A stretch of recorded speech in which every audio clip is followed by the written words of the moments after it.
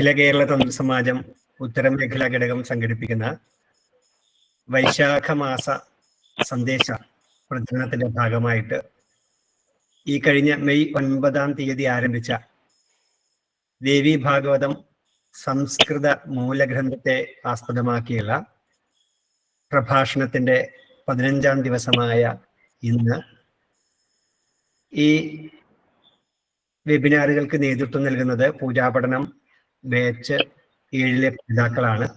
ഈ കഴിഞ്ഞ ഓരോ ദിവസങ്ങളിലും വളരെ ചിട്ടയാർന്ന രീതിയിൽ പൂജാപഠനം വിവിധ ബാച്ചുകളാണ് ഈ ദേവി ഭാഗവത മൂലഗ്രന്ഥത്തെ അടിസ്ഥാനപ്പെടുത്തിയിട്ടുള്ള പ്രഭാഷണ പരമ്പരയ്ക്ക് നേതൃത്വം കൊടുത്തിട്ടുള്ളത്.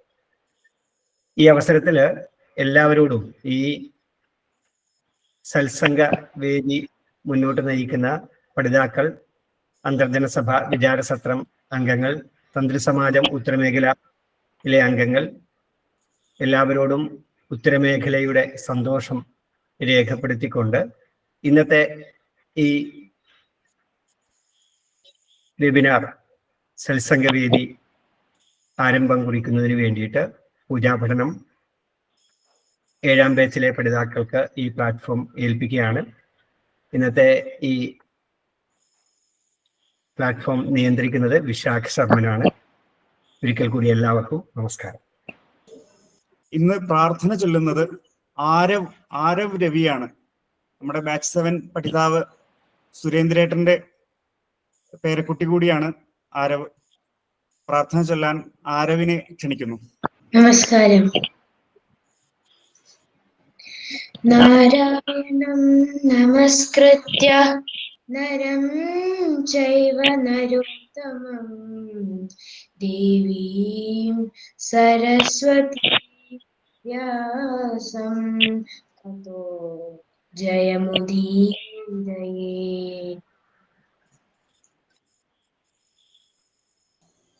വളരെ നന്ദി ആരവ്.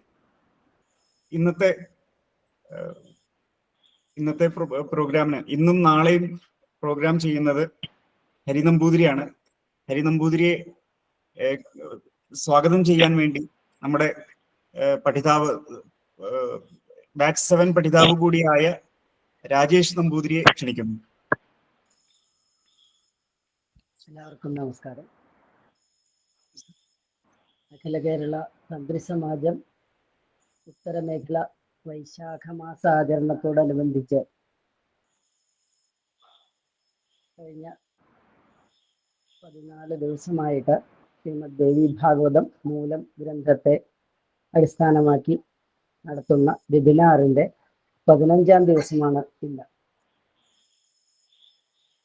ഇന്ന് നമുക്ക് ദേവി ഭാഗവതത്തിലെ 7ാം സ്കന്ധത്തിലെ 1 മുതൽ 20 വരെയുള്ള അധ്യായങ്ങളിലൂടെ ജഗന്മാതാവായ ജഗജ്ജനനിയുടെ അപാരമായ കൃപാകടാക്ഷത്തെ വിവരിച്ചു തരുന്നതിനായിട്ട് എത്തിച്ചേർന്നിട്ടുള്ളത് ഭാഗവതോപാസകനായ ബ്രഹ്മശ്രീ വടശ്ശേരി ഹരി നമ്പൂതിരിയാണ്. വടശ്ശേരി ബ്രഹ്മശ്രീ കൃഷ്ണൻ നമ്പൂതിരിയുടെയും ദേവകി അന്തർജനത്തിൻ്റെയും പുത്രനായി 1965 ബ്രഹ്മശ്രീ ഹരി നമ്പൂതിരി ഭൂജാതനായി. പെരിങ്ങോട് സ്കൂളിൽ നിന്ന് 10ാം തരം പൂർത്തിയാക്കി പട്ടാമ്പി SNGS കോളേജിൽ പ്രീ ഡിഗ്രിയും കഴിഞ്ഞ ശേഷം ഹൈദരാബാദ് ഓസ്മാനിയ യൂണിവേഴ്സിറ്റിയിൽ നിന്ന് BA ബിരുദവും നേടി. ITI ഇലക്ട്രീഷ്യൻ പാസ്സായി വയർമാനായി സ്വകാര്യ ജോലിയും ശാന്തിയും ഉപജീവനമാക്കി. ആ കാലയളവിൽ കേരള വാട്ടർ അതോറിറ്റിയിൽ 1987 മുതൽ സേവനം ചെയ്ത് 2021 അദ്ദേഹം വിരമിച്ചു. അതിനുശേഷം തികഞ്ഞ ഭാഗവതോപാസകനായി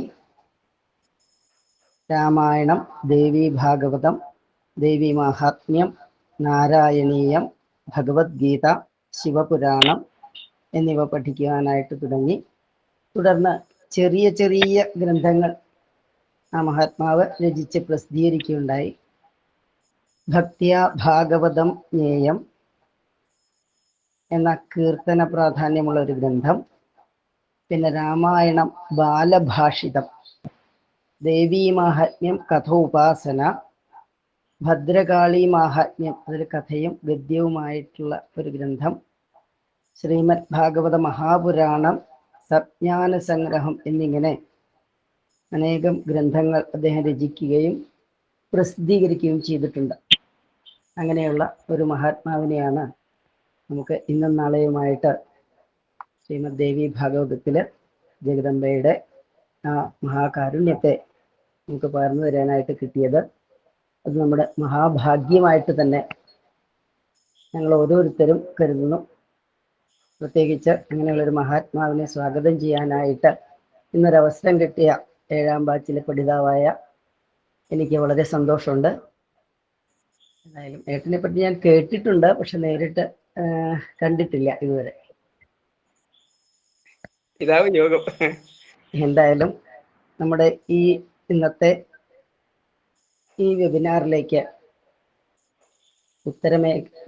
അഖില കേരള തന്ത്രി സമാജം ഉത്തരമേഖലയുടെ പേരിലും എൻ്റെ വ്യക്തിപരമായ പേരിലും തുറന്ന മനസ്സോടെ വളരെ സ്നേഹത്തോടെ ഞാൻ അദ്ദേഹത്തെ സ്വാഗതം ചെയ്യുന്നു. കൂടാതെ ഇന്ന് ഈ ഇങ്ങനെയൊരു വെബിനാർ സംഘടിപ്പിച്ച അഖില കേരള തന്ത്രി സമാജം ഉത്തരമേഖല അതിൻ്റെ കോർഡിനേറ്ററായ ഇടക്കിഴിപ്പുറം ശ്രീരാമേട്ടനെയും വളരെ സ്നേഹപൂർവം ഈ വെബിനാറിലേക്ക് ഞാൻ സ്വാഗതം ചെയ്യുന്നു. കൂടാതെ നമ്മുടെ ഈ പൂജാപഠന ക്ലാസ് വളരെ ഭംഗിയായിട്ട് കൊണ്ടുപോകുന്ന ഏറ്റവും ബഹുമാന്യനും സ്നേഹനിധിയുമായ ഏറാഞ്ചേരി ഹരിഗോവിന്ദൻ നമ്പൂരി ഹരിയേട്ടനെയും വളരെ സ്നേഹപൂർവ്വം ഈ വെബിനാറിലേക്ക് ഞാൻ സ്വാഗതം ചെയ്യുന്നു. അതുകൂടാതെ മറ്റ് എല്ലാ പഠിതാക്കളെയും എല്ലാ ബാച്ചിലുമുള്ള എല്ലാ പഠിതാക്കളെയും വളരെ സ്നേഹപൂർവ്വം ഈ വെബിനാറിലേക്ക് ഞാൻ സ്വാഗതം ചെയ്യുന്നു. ദേവിയുടെ അനുഗ്രഹം നമുക്ക് ഓരോരുത്തർക്കും നമ്മുടെ ബഹുമാന്യനായ ഹരിയേട്ടനിൻ്റെ വാക്കുകളിലൂടെ ഓരോരുത്തർക്കും ലഭിക്കട്ടെ എന്ന് പ്രാർത്ഥിച്ചുകൊണ്ട് എൻ്റെ വാക്കുകൾ സമർപ്പിക്കുന്നു. നന്ദി, നമസ്കാരം. രാജേഷ് ഏട്ടാ, നന്ദി, വളരെ നന്ദി. രാജേഷ് കറുത്തമശ്ശേരിയാണ് സ്വാഗതം പറഞ്ഞത്. അദ്ദേഹം ഒരു ഭാഗവത ഉപാസകൻ കൂടിയാണ്. ബാച്ച് 7-ലെ 7ാം ബാച്ചിലെ. Thank you. ശ്രീ മഹാദേവി നമ. ഓം ശ്രീ മഹാദേവി നമ. ശ്രീ മഹാദേവി നമ. ശ്രീ ഗുരുവായൂരപ്പ ശരണം. ശ്രീ തരമംഗലത്തേവരേ ശരണം. സദ്ഗുരുഭ്യോ നമ. ഭക്തേഭ്യോ നമ. ഓം ദേവി സരസ്വതി ലക്ഷ്മീ നമോസ്തുതേ. ദേവി മഹാകാളി ദുർഗേ നമോസ്തുതേ. പാർവതി ഗൗരി ശിവേ ശക്തി അംബികേ പാഹി മാം ചണ്ഡികേ. കാൽക്കൽ നമിപ്പു ഞാൻ. മൂകാംബികേ കാളി കന്മഷം തീർക്കണേ. മൂകാംബികേ ലക്ഷ്മി വസ്തുക്കളെ ഗണേ. മൂകാംബികേ വാണി ജ്ഞാനമേകീടണേ. മൂകാംബികേ ദേവി നിത്യം നമിപ്പു ഞാൻ. ദേവി ഭാഗവതം ഞങ്ങൾ വൈശാഖജ്ഞാനയജ്ഞമായി പാടിപ്പാടി പുകഴ്ത്തുന്നു. ദേവി തൻ പ്രീതി നേടുവാൻ, ദേവി ഭക്തരെ കേൾപ്പിക്കാൻ, പാപത്തിൻ വേരറുക്കുവാൻ ദേവി പാദങ്ങളിൽ നിത്യം വീഴുന്നു ജഗദംബികേ. ശ്രീ മഹാദേവി നമ. എല്ലാ ഭക്തന്മാർക്കും പ്രത്യേകം നമസ്കാരം അറിയിച്ചുകൊണ്ട് ദേവി ഭാഗവതത്തിന്റെ എന്തെങ്കിലും ചിലത് സ്മരിക്കുക എന്നത് ചെയ്യാൻ സാധിക്കുമാറാകട്ടെ.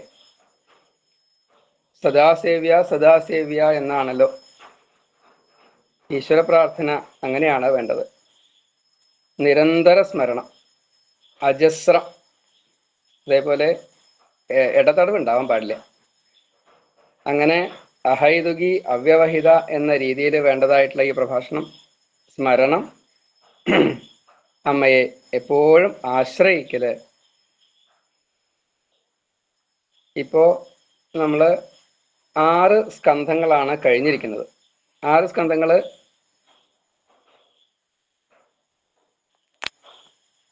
സൗണ്ട് കിട്ടണില്ലേ?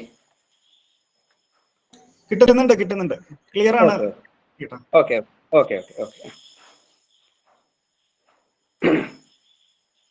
18 പുരാണങ്ങളിൽ പ്രധാനം ഭാഗവതം. നമ്മൾ എല്ലാവരും അതേ ശൈവ വൈഷ്ണവ ശാക്തേയ ഉപാസകരാണ്. അതിൽ ഏറ്റവും പ്രധാനം ദേവി ഭാഗവതം, അതല്ലെങ്കിൽ ഭാഗവതം, അല്ലെങ്കിൽ ശിവപുരാണം. അതായത് ദേവതമാരെ ബ്രഹ്മമായി കണ്ടുകൊണ്ട് ആശ്രയിക്കണം, അതിൻ്റെ ലീലകളെ വർണ്ണിക്കണം.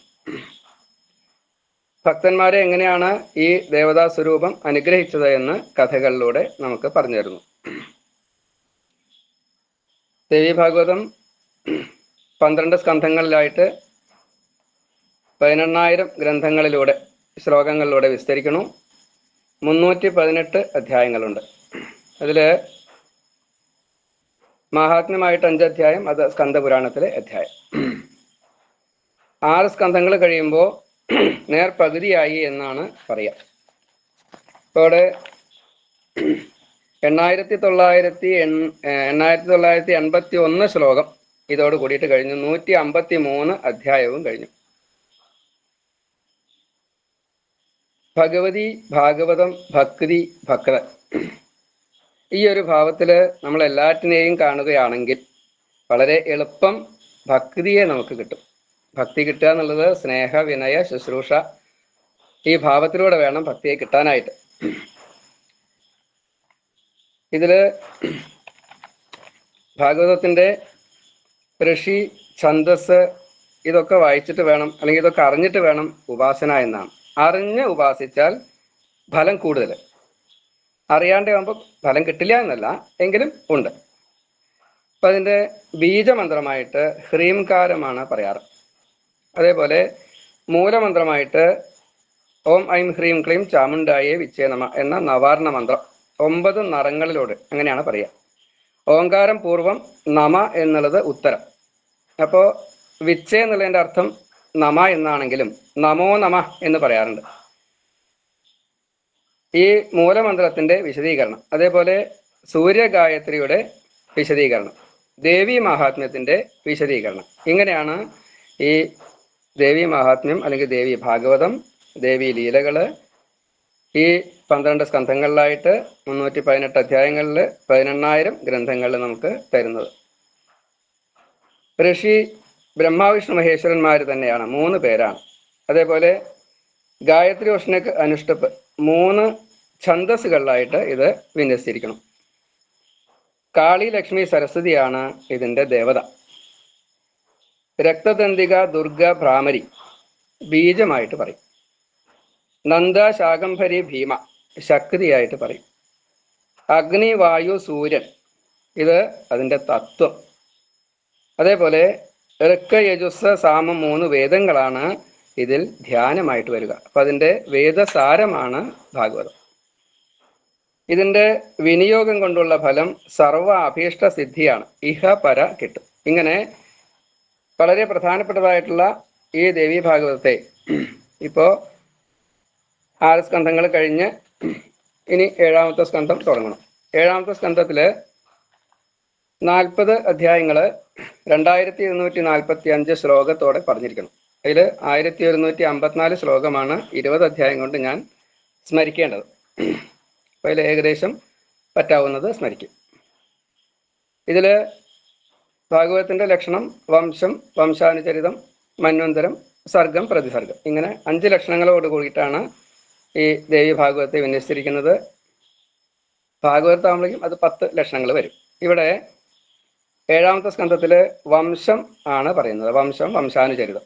അപ്പം അതിൽ ഈ നാരായണന്റെ നാഭിയിലുണ്ടായ ബ്രഹ്മാവ്, ആ ബ്രഹ്മാവിൻ്റെ സൃഷ്ടി, അമ്മയുടെ താത്വിക സൃഷ്ടി, അതിനുശേഷം ബ്രഹ്മാവിൽ നിന്ന് മരീചി തൊട്ടുള്ള പ്രജാപതികൾ സപ്തർഷികളായിട്ട് വന്നത്, അതിൽ തന്നെ ഈ കശ്യപൻ വംശവൃദ്ധിക്ക് എന്ന് മാത്രമല്ല എല്ലാ ജന്തുലോകം മുഴുവൻ, അത് മുഴുവൻ ഈ ദക്ഷന്റെ പുത്രിമാരായിട്ടുള്ള 60 പുത്രിമാരായിട്ടുള്ള ആ 13 പത്നിമാരിൽ കശ്യപനാൽ ഉണ്ടാക്കപ്പെട്ടതാണ് 84 ലക്ഷം ജീവജാലങ്ങൾ.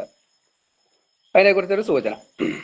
പിന്നെ വംശം പറഞ്ഞു വരുമ്പോൾ വിവസ്വാൻ എന്ന 7ാമത്തെ മനു, ആ മനുവിൻ്റെ പുത്രനായിട്ടുള്ള സൂര്യവംശത്തിലെ പുത്രനായിട്ട് ഇക്ഷ്വാകു, ചന്ദ്രവംശത്തിലെ പുരൂരവസ്. അത് മനുവിൻ്റെ ആദ്യത്തെ പുത്രൻ, അത് പുത്രിയായിട്ടാണ് ഉണ്ടായത്. വസിഷ്ഠന പ്രേരമായിട്ടുള്ള ഈ പുത്രകാമേഷ്ടി നടത്തിയപ്പോൾ ആ ശ്രദ്ധ എന്ന അമ്മ അല്ലെങ്കിൽ മനുവിൻ്റെ പത്നി എനിക്ക് മകൾ മതി എന്ന് പ്രാർത്ഥിച്ചത് കൊണ്ട് ഇളയായി, പെൺകുട്ടിയായി. അപ്പം അതിന് ഇള എന്ന് പേരിട്ടു. മനുവിൻ്റെ ആവശ്യപ്രകാരം സുദ്യുമ്നനായി. വീണ്ടും 16 വയസ്സ് കഴിഞ്ഞ് ഇളാവൃതത്തിലെത്തുന്ന ആ ഇള സുദ്യുമ്നൻ വീണ്ടും ഇളയാവണു. അതിൽ ഇളയെ കണ്ട് മോഹിച്ച് ചന്ദ്രൻ്റെയും താരൻ്റെയും മകനായിട്ടുള്ള ബുധൻ ആ ഇളയെ വെളിയഴിച്ചുകൊണ്ട് അതിൽ പുരൂരവസ് ആദ്യത്തെ ചന്ദ്രവംശ രാജാവ് ഉണ്ടാവണം. പിന്നെ വികുക്ഷിയുടെ ഒരു അശ്രദ്ധ എന്നുള്ള ഒരു കാര്യത്തെ അവിടെ പറയുകയാണ്. ഓരോ കഥകൾക്കും അതിൻ്റെ തത്വങ്ങളെ നമുക്ക് പറഞ്ഞു തരും. പിന്നീട് പാതിവ്രത്യം, ശുശ്രൂഷ എന്നത് പറയാൻ വേണ്ടിയിട്ട് സുകന്യയുടെ ചരിത്രം, അത് 3-ാമത്തെ അധ്യായം മുതൽ 8-ാമത്തെ അധ്യായം കൂടിയിട്ട് 6 അധ്യായം നമുക്ക് വിസ്തരിച്ചു. വംശവിസ്താരം വീണ്ടും പറയുന്നതിൻ്റെ കൂട്ടത്തിൽ ഈ കാകുസ്ഥർ എന്നുള്ളത്, കാകുസ്ഥൻ അദ്ദേഹത്തിൻ്റെ വംശത്തിൽപ്പെട്ടതാണ്. അതിനൊന്ന് സൂചിപ്പിച്ചു അവിടെ വംശസ്ഥാപനം എങ്ങനെയൊക്കെ. പിന്നെ അതിൽ പ്രധാനപ്പെട്ട രാജാവ് മാന്ധാതാവ്. ആ മാന്ധാതാവിൻ്റെ മകനായിട്ടുള്ള പുരുകുൽസ വംശത്തിലാണ് ഈ അരുണൻ്റെ മകനായിട്ട് ഈ സത്യവ്രത അല്ലെങ്കിൽ ത്രിശങ്കു. ആ ത്രിശങ്കു ചരിതം 10-ാമത്തെ അധ്യായം മുതൽ 14-ാമത്തെ അധ്യായം വരെ 4 അധ്യായങ്ങളെ കൊണ്ട് പറഞ്ഞു. അതിനുശേഷം 14-ാമത്തെ അധ്യായം മുതൽ 27-ാമത്തെ അധ്യായം വരെ ഹരിശ്ചന്ദ്ര കഥയാണ് പറയുന്നത്. അതിൽ 14-ാമത്തെ അധ്യായം മുതൽ 17-ാമത്തെ അധ്യായം വരെ അനപത്യത ദുഃഖത്തെക്കുറിച്ച്, അതേപോലെ പുത്രലാഭത്തെക്കുറിച്ച് ഹരിശ്ചന്ദ്രൻ്റെതായിട്ടുള്ള ഒരു കഥയെ പറയണം. തുടർന്ന് വിശ്വാമിത്രനാൽ പരീക്ഷിക്കപ്പെട്ടതായിട്ടുള്ള സത്യപരീക്ഷ, അതിൽ ഹരിശ്ചന്ദ്രൻ ജയിച്ചതായിട്ടുള്ള കഥ 18-ാമത്തെ അധ്യായം മുതൽ 27-ാമത്തെ അധ്യായം വരെ വിസ്തരിച്ച് പറഞ്ഞു. ആ സമയത്ത് ദുർഗാദേവിയെ ഒന്ന് സ്മരിച്ചു. അപ്പോൾ ആ ദുർഗയെ പറ്റിയിട്ട് ഒരു അധ്യായം കൊണ്ട്, ഒരു ഭാഗവതം മുഴുവൻ ദുർഗയെ പറ്റിയാണ് പറയേണ്ടത്. അത് പറയാൻ നിന്നാൽ ഭാഗവതം മറ്റൊരു തരത്തിലോ. അതിൽ തന്നെ 3 സ്തുതികളൊക്കെ ഉണ്ട്. അപ്പോൾ അത് കുറച്ച് ചുരുക്കിയിട്ട് പറഞ്ഞു ഒറ്റ അധ്യായം കൊണ്ട്. പിന്നീട് പറയുന്നത് ബ്രഹ്മാവിഷ്ണു മഹേശ്വരന്മാരുടെ ജോലി ബ്രഹ്മാവ് ഒറ്റയ്ക്ക് ചെയ്തു, സൃഷ്ടി സ്ഥിതി സംഹാരം. അതിനൊരു കാരണം ഉണ്ടായി. ഈ ഹാലാഹല ദൈത്യന്മാരെ തോൽപ്പിച്ചതായിട്ടുള്ള സമയത്ത് വിഷ്ണുവും ശിവനും ഞങ്ങളാണ് അത് ജയിപ്പിച്ചത് അല്ലെങ്കിൽ അവരെ തോൽപ്പിച്ചത് എന്നൊക്കെ സ്വയമേ ഒന്ന് തീരുമാനിച്ചു. പത്നിമാരെ ലേശം ഒന്ന് ഹാസത്തോടു കൂടി നോക്കേ ചിരിക്കേ എന്തോ ചെയ്തു. ലക്ഷ്മിയും പറഞ്ഞു, പാർവതിയും പറഞ്ഞു. അതോട് കൂടിയിട്ട് അവരെ ശക്തിഹീനരായി.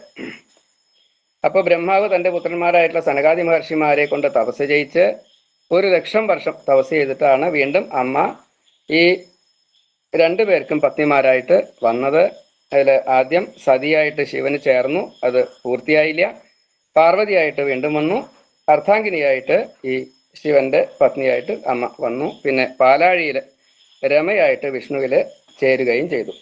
അപ്പോൾ വീണ്ടും ഒക്കെ സമാധാനപൂർണമായി. അതിനുശേഷം ഇന്ദ്രന്റെ ഒരു പൂജയുണ്ട് ആ രമയ്ക്ക് അല്ലെങ്കിൽ ലക്ഷ്മിക്ക്. അത് കേട്ട് കഴിഞ്ഞാൽ നമ്മൾ കരഞ്ഞു പോകും, അത്രയും വല്ലാത്തൊരു സമർപ്പണമാണ്. അതിനുശേഷം ഈ പാർവതി ദേവി തൻ്റെ ആ ഈശ്വരീ ഭാവത്തെ മുഴുവൻ കാണിച്ചു കൊടുക്കാൻ വേണ്ടിയിട്ടും എല്ലാവർക്കും ഇത് ആത്മതത്വത്തെ ബ്രഹ്മതത്വത്തെ പലതും പറഞ്ഞു കൊടുക്കുവാൻ വേണ്ടിയിട്ട് ദേവീ ഗീത എന്ന പേരിലൊരു 9 അധ്യായത്തോളം പർവ്വത രാജാവായിട്ടുള്ള ഹിമവാൻ തൻ്റെ അച്ഛന് പറഞ്ഞു കൊടുക്കുന്നു. ഒപ്പം വിരാട്ട് ആ രൂപത്തെ കൂടി ദേവി കാണിച്ചു കൊടുക്കുന്നു. ഇങ്ങനെ അതിബൃഹത്താണ് ഈ 7-ാമത്തെ സ്കന്ധം. അത് ദൈഹികം എന്നാണ് പറയാറ്. അതായത് ദേഹത്തിൻ്റെ പുഷ്ടി, ദേഹാർത്ഥം, അതേപോലെ തന്നെ ആത്മാർത്ഥം, രണ്ടും രണ്ടാണ്. അപ്പോൾ ഇവിടെ ദേഹാർത്ഥമായതുകൊണ്ട് 7 അതിന് പ്രാധാന്യമുണ്ട്, അതുപോലെ 9 പ്രാധാന്യമുണ്ട്. ഇവിടെ ഏഴിൻ്റെ പ്രാധാന്യം.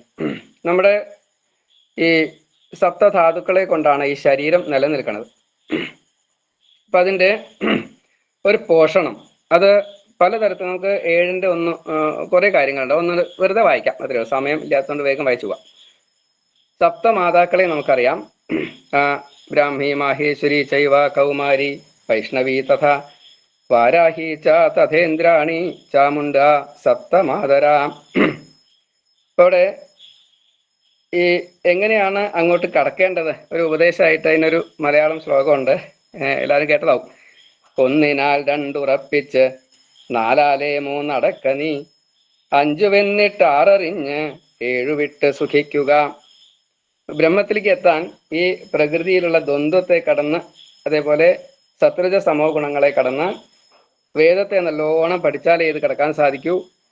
വിഷയങ്ങളെയാണ് ശബ്ദസ്പർശ രൂപരസ ഗന്ധങ്ങളെയാണ് ഉപേക്ഷിക്കേണ്ടത്, ഇന്ദ്രിയങ്ങളെ മനസ്സിനെ ആണ് അടക്കേണ്ടത് എന്നെല്ലാം അവിടെ വിസ്തരിച്ച് പറയാം.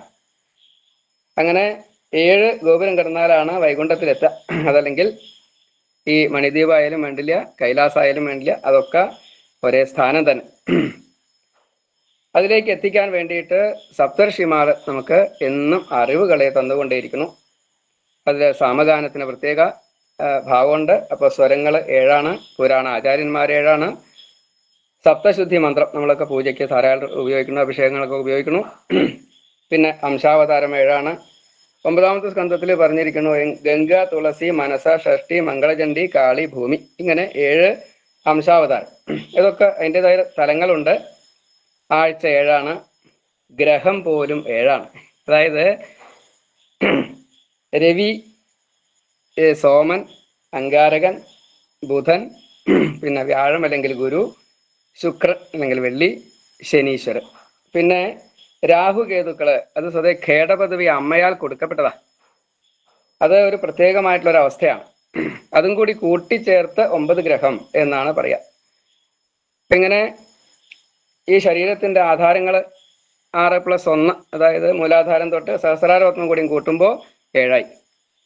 യാഗങ്ങൾ 7ആണ്, ഹോതാക്കൾ 7ആണ്, നറം, ദൃഷ്ടാന്തം, ഭാവം, പ്രമാണം 7ആണ്, സൂര്യന്റെ കുതിരകളായിട്ട് 7ആണ്, മായ സപ്ത ആവരണങ്ങളെ കൊണ്ട് പറഞ്ഞിരിക്കുന്നു, സപ്തവ്യസനങ്ങൾ ക്ഷത്രിയർക്ക് വളരെ പ്രധാനം, കര 7ആണ്, കടൽ 7ആണ്, ഊർധ്വലോകം 7ആണ്, അധോലോകം 7ആണ്, പൂർവം മനുക്കൾ 7ആണ്, ഭാവി മനുക്കൾ 7ആണ്. 7 ഗോപുരം കടന്നാലാണ് ഈ ദൈവത്തിന്റെ അല്ലെങ്കിൽ ഈശ്വരന്റെ അടുത്തേക്ക് ചേരാൻ സാധിക്കുക. 7 അടി ഒപ്പം വെച്ച് സുഹൃത്തുക്കൾ നടന്നു കഴിഞ്ഞാൽ സുഹൃത്തുക്കളായി, 2 പേരൊപ്പം നടന്നാൽ സുഹൃത്തുക്കളായി. 7 അടി വെച്ചിട്ട് ആ സപ്തപതി കല്യാണത്തിന്റെ ആ സമയത്തും രാമായണം 7 കാണ്ഡങ്ങളെ കൊണ്ട് വിസ്തരിക്കുന്നു. ഭാഗവതം സാധാരണ സപ്താഹമായിട്ട് നടത്തുന്നു. ഇങ്ങനെ ഈ 7ന്റെ ധാരാളമായിട്ടുള്ള ഒരു ഗ്രന്ഥത്തെ ആശ്രയിക്കുമ്പോൾ അതിൽ എന്തെങ്കിലുമൊക്കെ നമുക്ക് കിട്ടും.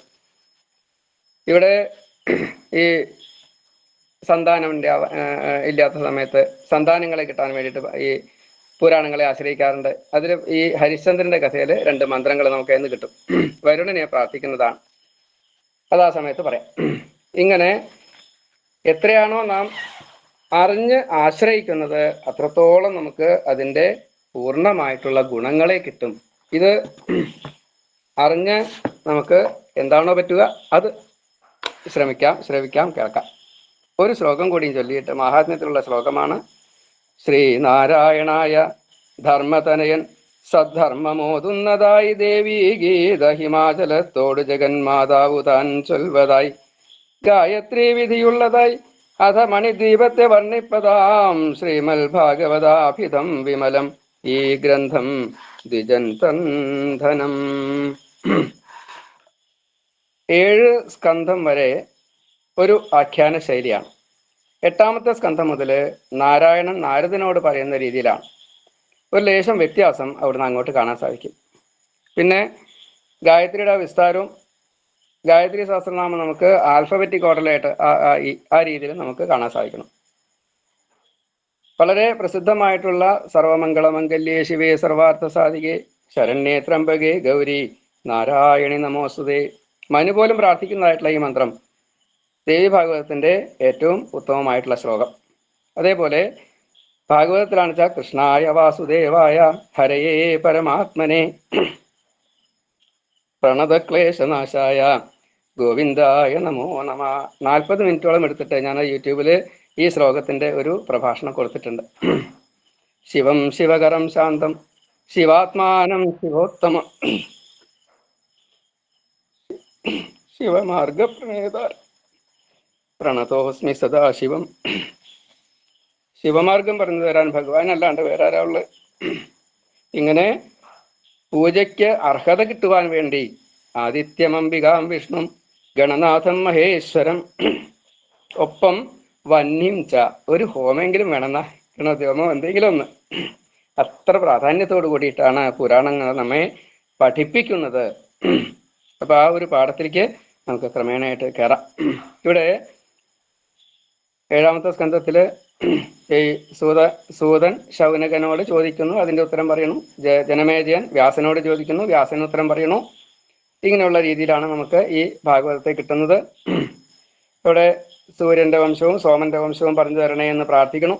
അപ്പോ അവിടെ പറയാണ്, വിഷ്ണുവിന്റെ നാഭിയിൽ നിന്ന് വിഷ്ണോഹോ നാഭി സരോജാത് വൈ ബ്രഹ്മ അഭൂത് ചതുരാനന തപസ്തപ്ത്വാ സമാരാധ്യ മഹാദേവീം സുദുർഗമാം. ബ്രഹ്മാവ് ജനിച്ചത് മുതൽ, നാരായണന്റെ നാഭിയിൽ ബ്രഹ്മാവ് ജനിച്ചത് മുതൽ ഒന്നിങ്ങനെ സൂചിപ്പിച്ച് അങ്ങോട്ട് കടന്നുപോയി. ബ്രഹ്മാവ് തനിക്ക് വേണ്ടതായിട്ടുള്ള ശക്തി, ജ്ഞാനം, കഴിവ്, വസ്തുക്കള് ഇതൊക്കെ ദ്രവ്യം, കർമ്മം, കാലം, സ്വഭാവം, ജീവചൈതന്യം, കാരണം, ലിംഗം, കോശം ഇങ്ങനെ 5 + 3 8 തരത്തിൽ സ്വീകരിച്ചു. അമ്മയിൽ നിന്നും കിട്ടിയതായിട്ടുള്ള ഇത് ഇച്ഛാജ്ഞാന ക്രിയാശക്തികളോട് കൂടിയിട്ട് സൃഷ്ടിക്കാൻ വേണ്ടിയിട്ട് പുറപ്പെട്ടു. പ്രകൃതി മഹത്ത് അഹം തുറന്നിട്ട് ഈ പഞ്ചഭൂതങ്ങള്, അതിന്റെ തന്മാത്രകള്, 10 ഇന്ദ്രിയങ്ങള്, പ്രാണൻ തുടങ്ങിയിട്ടുള്ള, അതുപോലെ മനസ്സ് 4 എണ്ണം, 24 തത്വങ്ങള് ക്രമേണയായിട്ട് ഓരോന്നും സൃഷ്ടിച്ചു. അത് താത്വിക സൃഷ്ടിയാണ്. അത് അമ്മയാൽ സൃഷ്ടിക്കപ്പെട്ടതാണ്. രണ്ടാമതാണ് ബ്രഹ്മാവിന്റെ സൃഷ്ടി വരെ. അപ്പൊ ആ സൃഷ്ടിയില് ബ്രഹ്മാവ് തൻ്റെ മരീചി തൊട്ടുള്ള പുത്രന്മാരെ സൃഷ്ടിച്ചു എന്ന് പറഞ്ഞു. ആ മരീചിയിലാണ് ഈ കശ്യപൻ. ആ കശ്യപനിൽ നിന്നാണ് ഈ 84 ലക്ഷം ജീവജാലങ്ങൾ ഉണ്ടായത്. അത് പറഞ്ഞ കൂട്ടത്തിലാണ് പറഞ്ഞു വന്നത് നാരദന്റെ ദശമസ്തത്ര നാരദ, മരീചിരാത്രി അങ്കിരസ പുലസ്ത്യ പുലഹ ക്രതു ഭൃഗുർ വസിഷ്ഠോ ദക്ഷശ്ച ദശമസ്തത്ര നാരദ. അപ്പൊ ഈ നാരദന് ദക്ഷന്റെ പുത്രനാവാൻ ഒരു യോഗം ഉണ്ടായിട്ടുണ്ട് എന്ന് പറഞ്ഞപ്പോ അതെന്താ കഥ എന്ന് ചോദിക്കുക. അപ്പോ പ്രാചേരസ ദക്ഷൻ, ആദ്യത്തെ ദക്ഷൻ ബ്രഹ്മാവിന്റെ പുത്രനായിട്ടുള്ള ദക്ഷൻ. കുറച്ച് ഭാഗവതവും കുറച്ച് ദേവഭാഗവതവും കൂടിയിട്ടാണ്, എന്നാലും അത് ഈ ഒരു പ്രകരണത്തിൽ അങ്ങനെ പറ്റുള്ളൂ, അതുകൊണ്ടാണ്. അപ്പോൾ ആദ്യത്തെ 13 പേര് ഈ ബ്രഹ്മാവിന്റെ പുത്രനായിട്ടുള്ള ദക്ഷന്റെ, അത് നേരിട്ട് ധർമ്മദേവനാണ് പത്നിമാരായത്. അതിനുശേഷം 3 പേര്, ഒന്ന് ശിവനും, ഒന്ന് മറ്റേ അഗ്നിക്കും, ഒന്ന് മറ്റേ അര്യമാവനും പിതൃക്കൾക്കുമായിട്ട് കൊടുത്തു. അത് ആ കഥ അങ്ങനെ നിൽക്കണു. രണ്ടാമത് പ്രാചേരസ ദക്ഷന്റെ ഈ ആദ്യത്തെ സൃഷ്ടിയിലെ മാനസ സൃഷ്ടി, അതില് ഹര്യശന്മാരെ സൃഷ്ടിച്ചു എന്നാണ്, മാനസപുത്രന്മാരായിട്ട്. അപ്പൊ അവര് ഇനി കല്യാണം കഴിക്കുക, രാജ്യം ഭരിക്കുക, അതിനൊക്കെ ശക്തിയും കാര്യങ്ങളൊക്കെ വേണം, തപസ് ചെയ്യാൻ വേണ്ടിയിട്ട് പോകണു. ആ സമയത്ത് നാരദൻ കണ്ട സമയത്ത് ഭൂമിയുടെ വിസ്തൃതി അറിഞ്ഞിട്ട് വേണ്ടേ ഈ കാര്യങ്ങളൊക്കെ ഏറ്റെടുക്കാൻ എന്ന് ചോദിച്ചു. ഭാഗവത്തിൽ 10 ചോദ്യങ്ങളെ കൊണ്ട് വിസ്തരിച്ച് പറയുന്നുണ്ട്. ഏതായാലും ആ ചോദ്യവും ഉത്തരവും കൂടി അവർക്ക് നല്ലോണം മനസ്സിലായി. ഇങ്ങനെ പോയി കഴിഞ്ഞാൽ മുക്തി വളരെ നീളും. അപ്പൊ അതുകൊണ്ട് അവരെന്ത് ചെയ്തു, അത് അത്ര കണക്കാക്കിയില്ല. ഒടുക്കത്തെ ഒരു ചോദ്യമുണ്ട്. അച്ഛൻ പറഞ്ഞു അതേപോലെയാണ് കേൾക്കുകയാണോ എന്ന് ചോദിച്ചു. അപ്പോ വേദത്തെയാണ് അവിടെ ഉദ്ദേശിച്ചത്. വേദത്തിന്റെ സാരം, അർത്ഥം, മർമ്മം, ഗൂഢം ഒക്കെ നല്ലോണം അറിഞ്ഞാൽ പ്രയോഗം കേമാവുക. അത് മനസ്സിലാക്കിയത് കൊണ്ട് ഈ ഹര്യശന്മാര് 4 പാടും പോയി എന്നാണ്, വെച്ചാൽ അന്വേഷിച്ചു എന്നർത്ഥം. അപ്പൊ അതിനുശേഷം ഇത് മനസ്സിലായപ്പോൾ ദക്ഷൻ വീണ്ടും ഒരു ബഹുളാശന്മാർ എന്ന് പറഞ്ഞിട്ടൊരു 5000 പേരെ വീണ്ടും ദേവീഭാഗത്തിൽ 5000 എന്നാണ്, അതുകൊണ്ട് അവരെ സൃഷ്ടിച്ചു. അപ്പൊ അവരും ഇതേപോലെ തന്നെ നാരദനെ കണ്ടു. അപ്പോൾ അവരും ഇതേപോലെ പോയി. ഇതോടെ അറിഞ്ഞോട് കൂടിയിട്ട് വല്ലാത്ത ശുണ്ഠി വന്നു ദക്ഷന്.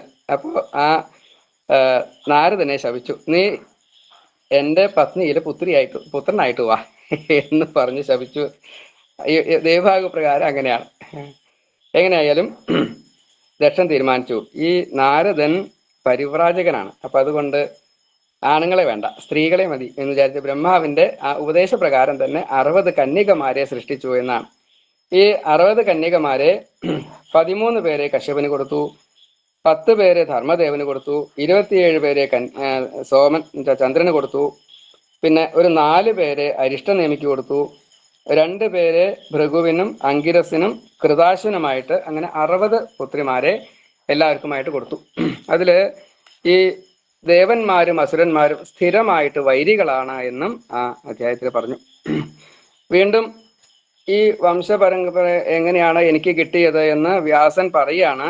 അത് നാരദൻ ഇവിടെ വന്ന സമയത്ത് ശമ്യാപ്രാസത്തിലെ സരസ്വതി നദിയുടെ തീരത്ത് അവിടെ വന്ന സമയത്ത് തമ്മിലുള്ള സംവാദത്തിന്റെ ഇടയ്ക്ക് കുശലം ഒക്കെ എല്ലാം വേണ്ട രീതിയിൽ തന്നെയാണ്. ആ സമയത്താണ് ഭാഗവതം എഴുതിയത് എന്നെല്ലാം അവിടെ സൂചിപ്പിക്കണം.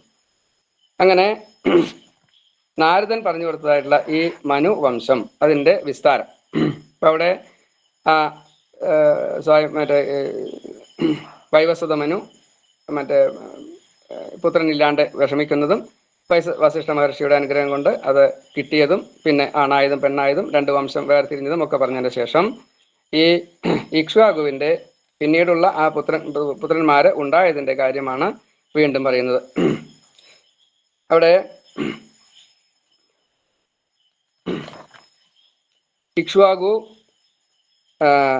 ഇക്ഷ്വാകുവിന്റെ 9 സഹോദരന്മാര് ഇക്ഷ്വാകു, നാഭാഗൻ, ധൃഷ്ടൻ, ശര്യാദി, കരുഷൻ, നരിഷ്യന്തൻ, പ്രാംശു, നൃഗൻ, ദിഷ്ടൻ, കരുഷൻ, പൃഷത്ര, ഇങ്ങനെ 10 പുത്രന്മാര് ആ വംശത്തിലുണ്ടായി. അതില് ഈ നാഭാഗന്റെ പുത്രൻ അംബരീഷൻ, മഹാകേമനായിട്ടുള്ള രാജാവ്, ധൃഷ്ടനിൽ നിന്ന് ധാർത്തരാഷ്ട്രന്മാര്, അതേപോലെ അടുത്തത് ശര്യാദിയിൽ നിന്നുള്ള ഈ കുട്ടി ഉണ്ടായ കാര്യം പറയാണ്. ശര്യാദിക്ക് 4000 പത്നിമാരൊക്കെ ഉണ്ട്, ആനത്തം തൊട്ടുള്ള മറ്റേ ആൺകുട്ടികളുണ്ട്. പക്ഷെ ഈ പുത്രിയായിട്ട് സുകന്യ എന്നൊരു കുട്ടി മാത്രമേ ഉള്ളൂ. ആ കുട്ടിയെ ഈ അന്ധനായിട്ടുള്ള വൃദ്ധനായിട്ടുള്ള ച്യവനന് വിവാഹം കഴിച്ചു കൊടുത്തു എന്ന് പറഞ്ഞപ്പോൾ ആ കഥയൊന്ന് വിസ്തരിച്ച് കേൾക്കണം എന്ന് പറഞ്ഞു. അപ്പോ ആ കഥ പറയണു. ഈ രാജാക്കന്മാരുടെ പ്രത്യേകമായിട്ടുള്ള ചില അനുവാദങ്ങളിൽപ്പെട്ടതാണ് ഭരണത്തിന്റെ ഇടയ്ക്ക് ചില സുഖങ്ങളെ തേടല്. അപ്പോൾ മറ്റേ മൃഗയ വിനോദം അങ്ങനെ ചിലതുണ്ട്. അതുപോലെ ഈ നീരാട്ട തുടങ്ങിയുള്ള ചില കാര്യങ്ങൾ, സ്ത്രീകളോട് കൂടിയിട്ട് ജലക്രീഡാദികൾ, അങ്ങനെയൊക്കെ പതിവുണ്ട്. അപ്പൊ അങ്ങനെ ഒരു തവണ പോകുമ്പോൾ ഇതുപോലെ വനം, മറ്റേ ഈ ഉദ്യാനം, ഉപവനം, വനം, കൊടുങ്കാട്, അങ്ങനെയൊക്കെയാണ് അതിൻ്റെ ഒരു നിയമം. അപ്പൊ ഇത് ഈ ഉപവനം കഴിഞ്ഞിട്ടുള്ള ഒരു സ്ഥലത്താണ് കൂട്ടുക. അങ്ങനെ പോയിണ്ടാവും. അതാണ് ആ സമയത്ത് ഈ ഉപവനത്തിലൊക്കെ ഈ സുകന്യയും തോഴിമാരും കൂടിയിട്ട് ഒപ്പം പോയിന്നാ. അപ്പോൾ ആ സരസിന്റെ വർണ്ണന, മറ്റേ ആ സ്ഥലത്തിന്റെ പ്രത്യേകത, പക്ഷിമൃഗാദികള്, വൃക്ഷലതാദികള്, സരസിലുള്ള ജലപക്ഷികള്, ധാരാളം താമരകള്, മറ്റേ 5 നിറത്തിലുള്ള താമരകള്, അതേപോലെ സൗഗന്ധ്യം തുടങ്ങിയിട്ടുള്ള പലതും ആകർഷകമായിരുന്നു എന്ന് വിസ്തരിക്കാൻ വേണ്ടിയിട്ട് നമ്മുടേതായിട്ടുള്ള പേരാല്, എറിയാല്, കടമ്പ വാഴ, വടാശ്വത്ഥ, കദംബൈശ്ച, കദളീഖണ്ഡരാജിതം, ജംബീരൈർ ബീജപൂരൈശ്ച, ഖർജൂരൈ പനസൈസ്തഥ, ധാരാളം നാളികേരം കൂടി ഉണ്ടെന്നാ, കമുക, തെങ്ങ്, ക്രമുകൈ, നാളികേരൈശ്ച, ഇങ്ങനെ ആ സ്ഥലത്തിന്റെ ഒരു പ്രത്യേകത എല്ലാ അർത്ഥത്തിലും ആകർഷകമായിരുന്നു. സർവകാല സുഖപ്രദം, അങ്ങനല്ലേ ആ രീതിയിൽ. അത് കണ്ടും കൊണ്ടും അനുഭവിച്ചും കൊണ്ടും സുകന്യയും കൂട്ടുകാരും നടക്കണു. മറ്റേ രാജാവ് ഇപ്രകാരത്തിൽ നടക്കണു. അവിടെ ച്യവന മഹർഷി തപസ് ചെയ്തായിരുന്നു എന്നാണ്. ഭാർഗവശ്ചവന ശാന്ത താപസ സംസ്ഥിതോ മുനി ജ്ഞാത്വാസൗ വിജനം സ്ഥാനം തപസ്തേഭേ സമാഹിത. ഭൃഗുകുലത്തിൽ ജനിച്ചതായിട്ടുള്ള ശാന്തനായിട്ടുള്ള ച്യവന മഹർഷി വിജന സ്ഥലത്ത് എന്ന് വെച്ചാൽ ഏകാഗ്രചിത്തനായിട്ട് ഏകാന്ത സ്ഥലത്ത് വെച്ച് എപ്പോഴും അമ്മയെ പ്രാർത്ഥിച്ചുകൊണ്ട് തപസ് ചെയ്തുകൊണ്ടിരുന്നു. ആഹാരം പോലും ഉണ്ടായിരുന്നില്ല, പ്രാണനെ പോലും അടക്കിപ്പോയി. അപ്പോൾ സ്വാഭാവികമായിട്ടും അതിൻ്റെതായ ചില ഭൗതികമായത് വരും. അങ്ങനെയാണ് ഈ ഉറുമ്പ് പുറ്റ പിപീലികൈഹി എന്നാ പറഞ്ഞത്. അതങ്ങോട്ട് വന്നുകൂടി ഒരു മൺകൂമ്പാരായി അതൊരു പുറ്റായിട്ട് മാറി. അവിടേക്കാണ് ഈ കുട്ടി വന്നത്. തോഴിമാരൊക്കെ ഉണ്ട് എല്ലാവരും. അപ്പോൾ ഒരു വട്ടം പാരസരത്തിന്റെ കിലുക്കം ഇതൊക്കെ കേൾക്കാണ്ട് എല്ലാ സമയത്തും പ്രാർത്ഥിക്കുകയാണെങ്കിലും ചില സമയത്ത് ചില ഈ ഉൾപ്രേരണകൾ ഉണ്ടാവും. ആ മഹർഷിക്കും അതേപോലെ ഒരു പ്രേരണ പുറത്തേക്ക് വന്നിട്ടുണ്ടാവണം. ആ കണ്ണ് മാത്രമേ കാണുള്ളൂ, ബാക്കിയുള്ളതൊക്കെ പുറ്റായിട്ട് നിൽക്കുക. അപ്പൊ പുറമേക്ക് നോക്കിയപ്പോ സുകന്യ ഇങ്ങനെ വരുന്നുണ്ട്. സുകന്യ എങ്ങനെയാ വരണത്? മുള്ളൊക്കെ എടുത്തിട്ടാ വരണത്. ഈ സുകന്യ ഇങ്ങനെ നോക്കുമ്പോൾ നല്ലോണം മിന്നാമിനിങ് പോലെ ഇങ്ങനെ കാണാണ്ട്. അപ്പൊ ഒരു മുള്ളെടുത്തിട്ട്, ഒരു കമ്പെടുത്തിട്ട് ഒന്ന് കുത്തി നോക്കിയപ്പോൾ ഉള്ളിൽ നിന്ന് ഞരക്കവും കേട്ടു. ആ സമയത്ത് ഇദ്ദേഹം പറയണൊക്കെ ഉണ്ട് കേട്ടോ, ഇങ്ങോട്ട് എന്താ ചെയ്യണത്, ഇങ്ങനൊന്നും ചെയ്യരുത്, എനിക്ക് വേദനയാവും എന്നൊക്കെ പറയണ്ട. ആര് കേൾക്കണ? കാരണം ശബ്ദം പുറത്തേക്ക് വന്നിട്ടില്ല. പക്ഷേ ഈ കുട്ടി ഇത് സുകന്യ ഒന്ന് കുത്തുകയും ചെയ്തു, ഞരക്കം കേട്ടു, മുള്ളെടുത്ത് നോക്കിയപ്പോ ചോര കണ്ടു. അപ്പൊ പേടിച്ചു, പരിഭ്രമിച്ചു. എന്തേ ഉണ്ടായിന്ന് അറിയില്ല, ആ കുട്ടി ഓടിപ്പോയി. പക്ഷേ അതേ സമയത്ത് തന്നെ ഈ വേദന കൊണ്ട് മുനി കോപിച്ചു. മുനി കോപമില്ലാത്ത ആളെന്ന് പറയല്ല കേട്ടോ, ശരിക്കും കോപമുണ്ട്. ചുക്രോധ സ തഥാ വിദ്ധ നേത്ര പരമമന്യുമാൻ വേദനാഭ്യർത്ഥിത കാമം പരിതാപം ജഗാമഹ. പറയണ്ട. എന്താ ഉണ്ടായത്? നല്ലോണം ചൂടായി, ചുണ്ടിയെടുത്തു എന്നർത്ഥം. പക്ഷെ പുറമേക്കൊന്നും പറയാൻ നിർത്തില്ല, ഉള്ളിലാണ്. അപ്പൊ ഉള്ളിലേ കോപിച്ചുള്ളൂ. വിദ്ധ നേത്ര, കണ്ണ് പൊട്ടി. എന്താ ചെയ്യാ? പരമമന്യുമാൻ, മന്യു എന്ന് പറഞ്ഞാൽ കോപന്ന. എത്രയാ കോപം നിശ്ചയില്ല, മാക്സിമ. എന്നിട്ടോ അതിന്റെ പരിതാപം എന്താ? ശകരന്മൂത്ര നിരോധോ ഭൂൽ സൈനികാനാം തു തക്ഷണാത് വിശേഷേണ തു ഭൂപസ്യ സാമാത്യസ്യ സമന്തതാം. എല്ലാവർക്കും മലമൂത്രം പോവാണ്ടേ, സ്തംഭനം വന്നു. ഇത് എന്താണെന്ന് ആർക്കും അറിയില്ല. ഭയങ്കര വിഷമായി. പരസ്പരം തമ്മിൽ ആലോചിച്ചു. ഒന്നും മനസ്സിലാവണില്ല. കാരണം ആരും ഒന്നും ചെയ്തിട്ടില്ല. പക്ഷെ രാജാവിന് ചില നിഗമനങ്ങളുണ്ട്. ഈ ച്യവന മഹർഷി ആരെങ്കിലും ദ്രോഹിച്ചിട്ടുണ്ടാവുമോ? ആരെങ്കിലും ദുഷ്കൃതം ചെയ്തിട്ടുണ്ടാവുമോ? എന്ത് ചോദിച്ചിട്ടും ആർക്കൊന്നും അറിയണില്ല. കാരണം അവരാരും ചെയ്തിട്ടില്ല. പക്ഷെ മനസ്സുകൊണ്ട് ക്ഷമ യാചിച്ചു. കാരണം ഇങ്ങനെ എന്തെങ്കിലും സംഭവിച്ചിട്ടുണ്ട് വെച്ചാൽ ഞങ്ങളോട് ക്ഷമിക്കണേ. കാരണം ബ്രാഹ്മണനാണ്, തപസ്യാണ്, പിന്നെ കുറച്ചൊരു ഈശ്വര താതാത്മ്യം വന്നിരിക്കണം. അങ്ങനത്തെ ആളൊക്കെ എന്തെങ്കിലും വിചാരിക്കേ വേണ്ടു, പറയൊന്നും വേണ്ട, വിചാരിക്കേ വേണ്ടു. അത് ഫലവത്തായിട്ട് തീരും. അപ്പൊ അതുകൊണ്ട് അങ്ങനെയൊന്നും സംഭവിക്കരുത് എന്ന് ഉള്ളൊരുക്കി പ്രാർത്ഥിച്ചു. അന്വേഷണമൊക്കെ കഴിഞ്ഞപ്പോഴാണ് ഇത് ശരിയായില്ല, ഉത്തരം കിട്ടിയില്ല. അപ്പോഴാണ് സുകന്യ ഈ അച്ഛന്റെ വിഷമവും ബാക്കിയുള്ളവരുടെ വിഷമവും ഒക്കെ കൂടി കണ്ടുവന്ന് സുകന്യ വന്നിട്ട് അച്ഛനോട് പറഞ്ഞു, അച്ഛാ, എനിക്കിങ്ങനെ ചെറിയൊരു അബദ്ധം പറ്റിയിട്ടുണ്ട് കേട്ടോ. പീഡ്യമാനം മനം വീക്ഷ്യ പിതരം ദുഃഖിതം തഥാ വിചിന്യ ശൂലഭേദം സാ സുകന്യ ചേതമബ്രവീത്. എല്ലാവരുടെ ദുഃഖവും കണ്ടപ്പോൾ സുകന്യയുടെ അതുവരെ ഉണ്ടായിരുന്ന ഭാവത്തിന് വലിയൊരു ട്വിസ്റ്റാണ് സംഭവിച്ചത്. ഇതെന്തുകൊണ്ട്, ഞാൻ കാരണമാണോ ഇങ്ങനെ വന്നത്? അച്ഛനോട് ചോദിച്ചു. ഞാനേ ഇങ്ങനെ ഒരു പുറ്റ് കണ്ടു, അതിൽ 2 മിന്നാമിനിങ് പോലെ ഇങ്ങനെ കണ്ടു. അതിന്റെ തിളക്കം കണ്ടപ്പോൾ ഞാനൊരു സൂചി കൊണ്ട് ഒന്നിങ്ങനെ കുത്തി നോക്കി. അപ്പോ സൂചി എടുത്തു കഴിഞ്ഞപ്പോൾ അതിൽ നനഞ്ഞുണ്ടായിരുന്നു വെച്ചാ. ഒരു ഞരക്കവും കേട്ടു. ഞാൻ ആകെ പേടിച്ചു. ഇത് അറിഞ്ഞതോട് കൂടിയിട്ട് രാജാവിനാകെ സംശയമായി. ഇനി എന്ത് വേണം? വേഗം ഓടിച്ചെന്നു, പുറ്റിന്റെ അടുത്ത് ചെന്നു, പുറ്റൊക്കെ പൊട്ടിച്ചു, പ്രദക്ഷിണം വെച്ചു, മുനിയെ നമസ്കരിച്ചു. പ്രണമ്യ ദണ്ഡവൽ ഭൂമൗ രാജാതം ഭാർഗവം പ്രതി തുഷ്ടാവ വിനയോപേത തം ഉവാച കൃതാഞ്ജലി. നന്നായിട്ട് നമസ്കരിച്ചു, പറഞ്ഞു, അങ്ങ് ക്ഷമിക്കണം കേട്ടോ, എൻ്റെ കുട്ടി അറിവില്ലാണ്ട് ചെയ്തതാണ്. സാധാരണഗതിയിൽ ബ്രാഹ്മണര്, ഭക്തന്മാര്, ഈ വിപ്രര് അവനവനെയും രക്ഷിക്കും, മറ്റുള്ളവരെയും രക്ഷിക്കും. പരംപാതി ആത്മാനം പാതി പരംപാതി ചാന്ന. അങ്ങനത്തെ ഒരാള് ഒരിക്കലും ശപിക്കുക തുടങ്ങിയുള്ള കാര്യങ്ങളൊന്നും ചെയ്യില്ല. ക്ഷമിക്കണം കേട്ടോ എന്നൊക്കെ പ്രാർത്ഥിച്ചു. ച്യവനനെ അതിന് സരസായിട്ടൊരു മറുപടി പറഞ്ഞു എന്നാ. എന്താ അത്? രാജന്നാഹം കഥാചിത് വൈ കരോമി ക്രോധമണ്വപി ന മയാദ്യൈവ ശപസ്ത്വം ഹരേ ദുഹിത്ര പീഡനേ കൃതേ. ഞാനേ ഒരു ലെവലേശം ചുണ്ടി എടുത്തിട്ടില്ല കേട്ടോ. ഞാൻ ഒരാളെ ഒന്നും ശപിക്കുക ഒന്നും ചെയ്തിട്ടില്ല കേട്ടോ. പിന്നെ അങ്ങയ്ക്ക് ദുഃഖമുണ്ടെങ്കിൽ തേന പാപേന ജാനാമി ദുഃഖിതസ്ത്വം മഹീപതേ, അത് എനിക്കറിയില്ല കേട്ടോ. അങ്ങയുടെ കുട്ടി ഇതുപോലെ വല്ലതും ചെയ്തിട്ടുണ്ട് വെച്ചാലേ അതിന് അങ്ങയ്ക്ക് ദുഃഖം ഉണ്ടായിട്ട് ഞാൻ ഉത്തരവാദിയല്ല. പിന്നെ ഒരു നിയമത്തെ പറഞ്ഞു. എന്താ പറഞ്ഞത്? അപരാധം പരം കൃത്വ ദേവീ ഭക്തസ്യ കോജന സുഖം ലഭേത യദപി ഭവേൽ ത്രാത ശിവസ്വയം. ദേവീ ഭക്തനെ ഒരാൾ ദ്രോഹിച്ചാല് ആർക്കേലും സുഖം കിട്ടുമോ? മഹാദേവൻ വിചാരിച്ചാൽ പോലും രക്ഷിക്കാൻ സാധിക്കില്ല.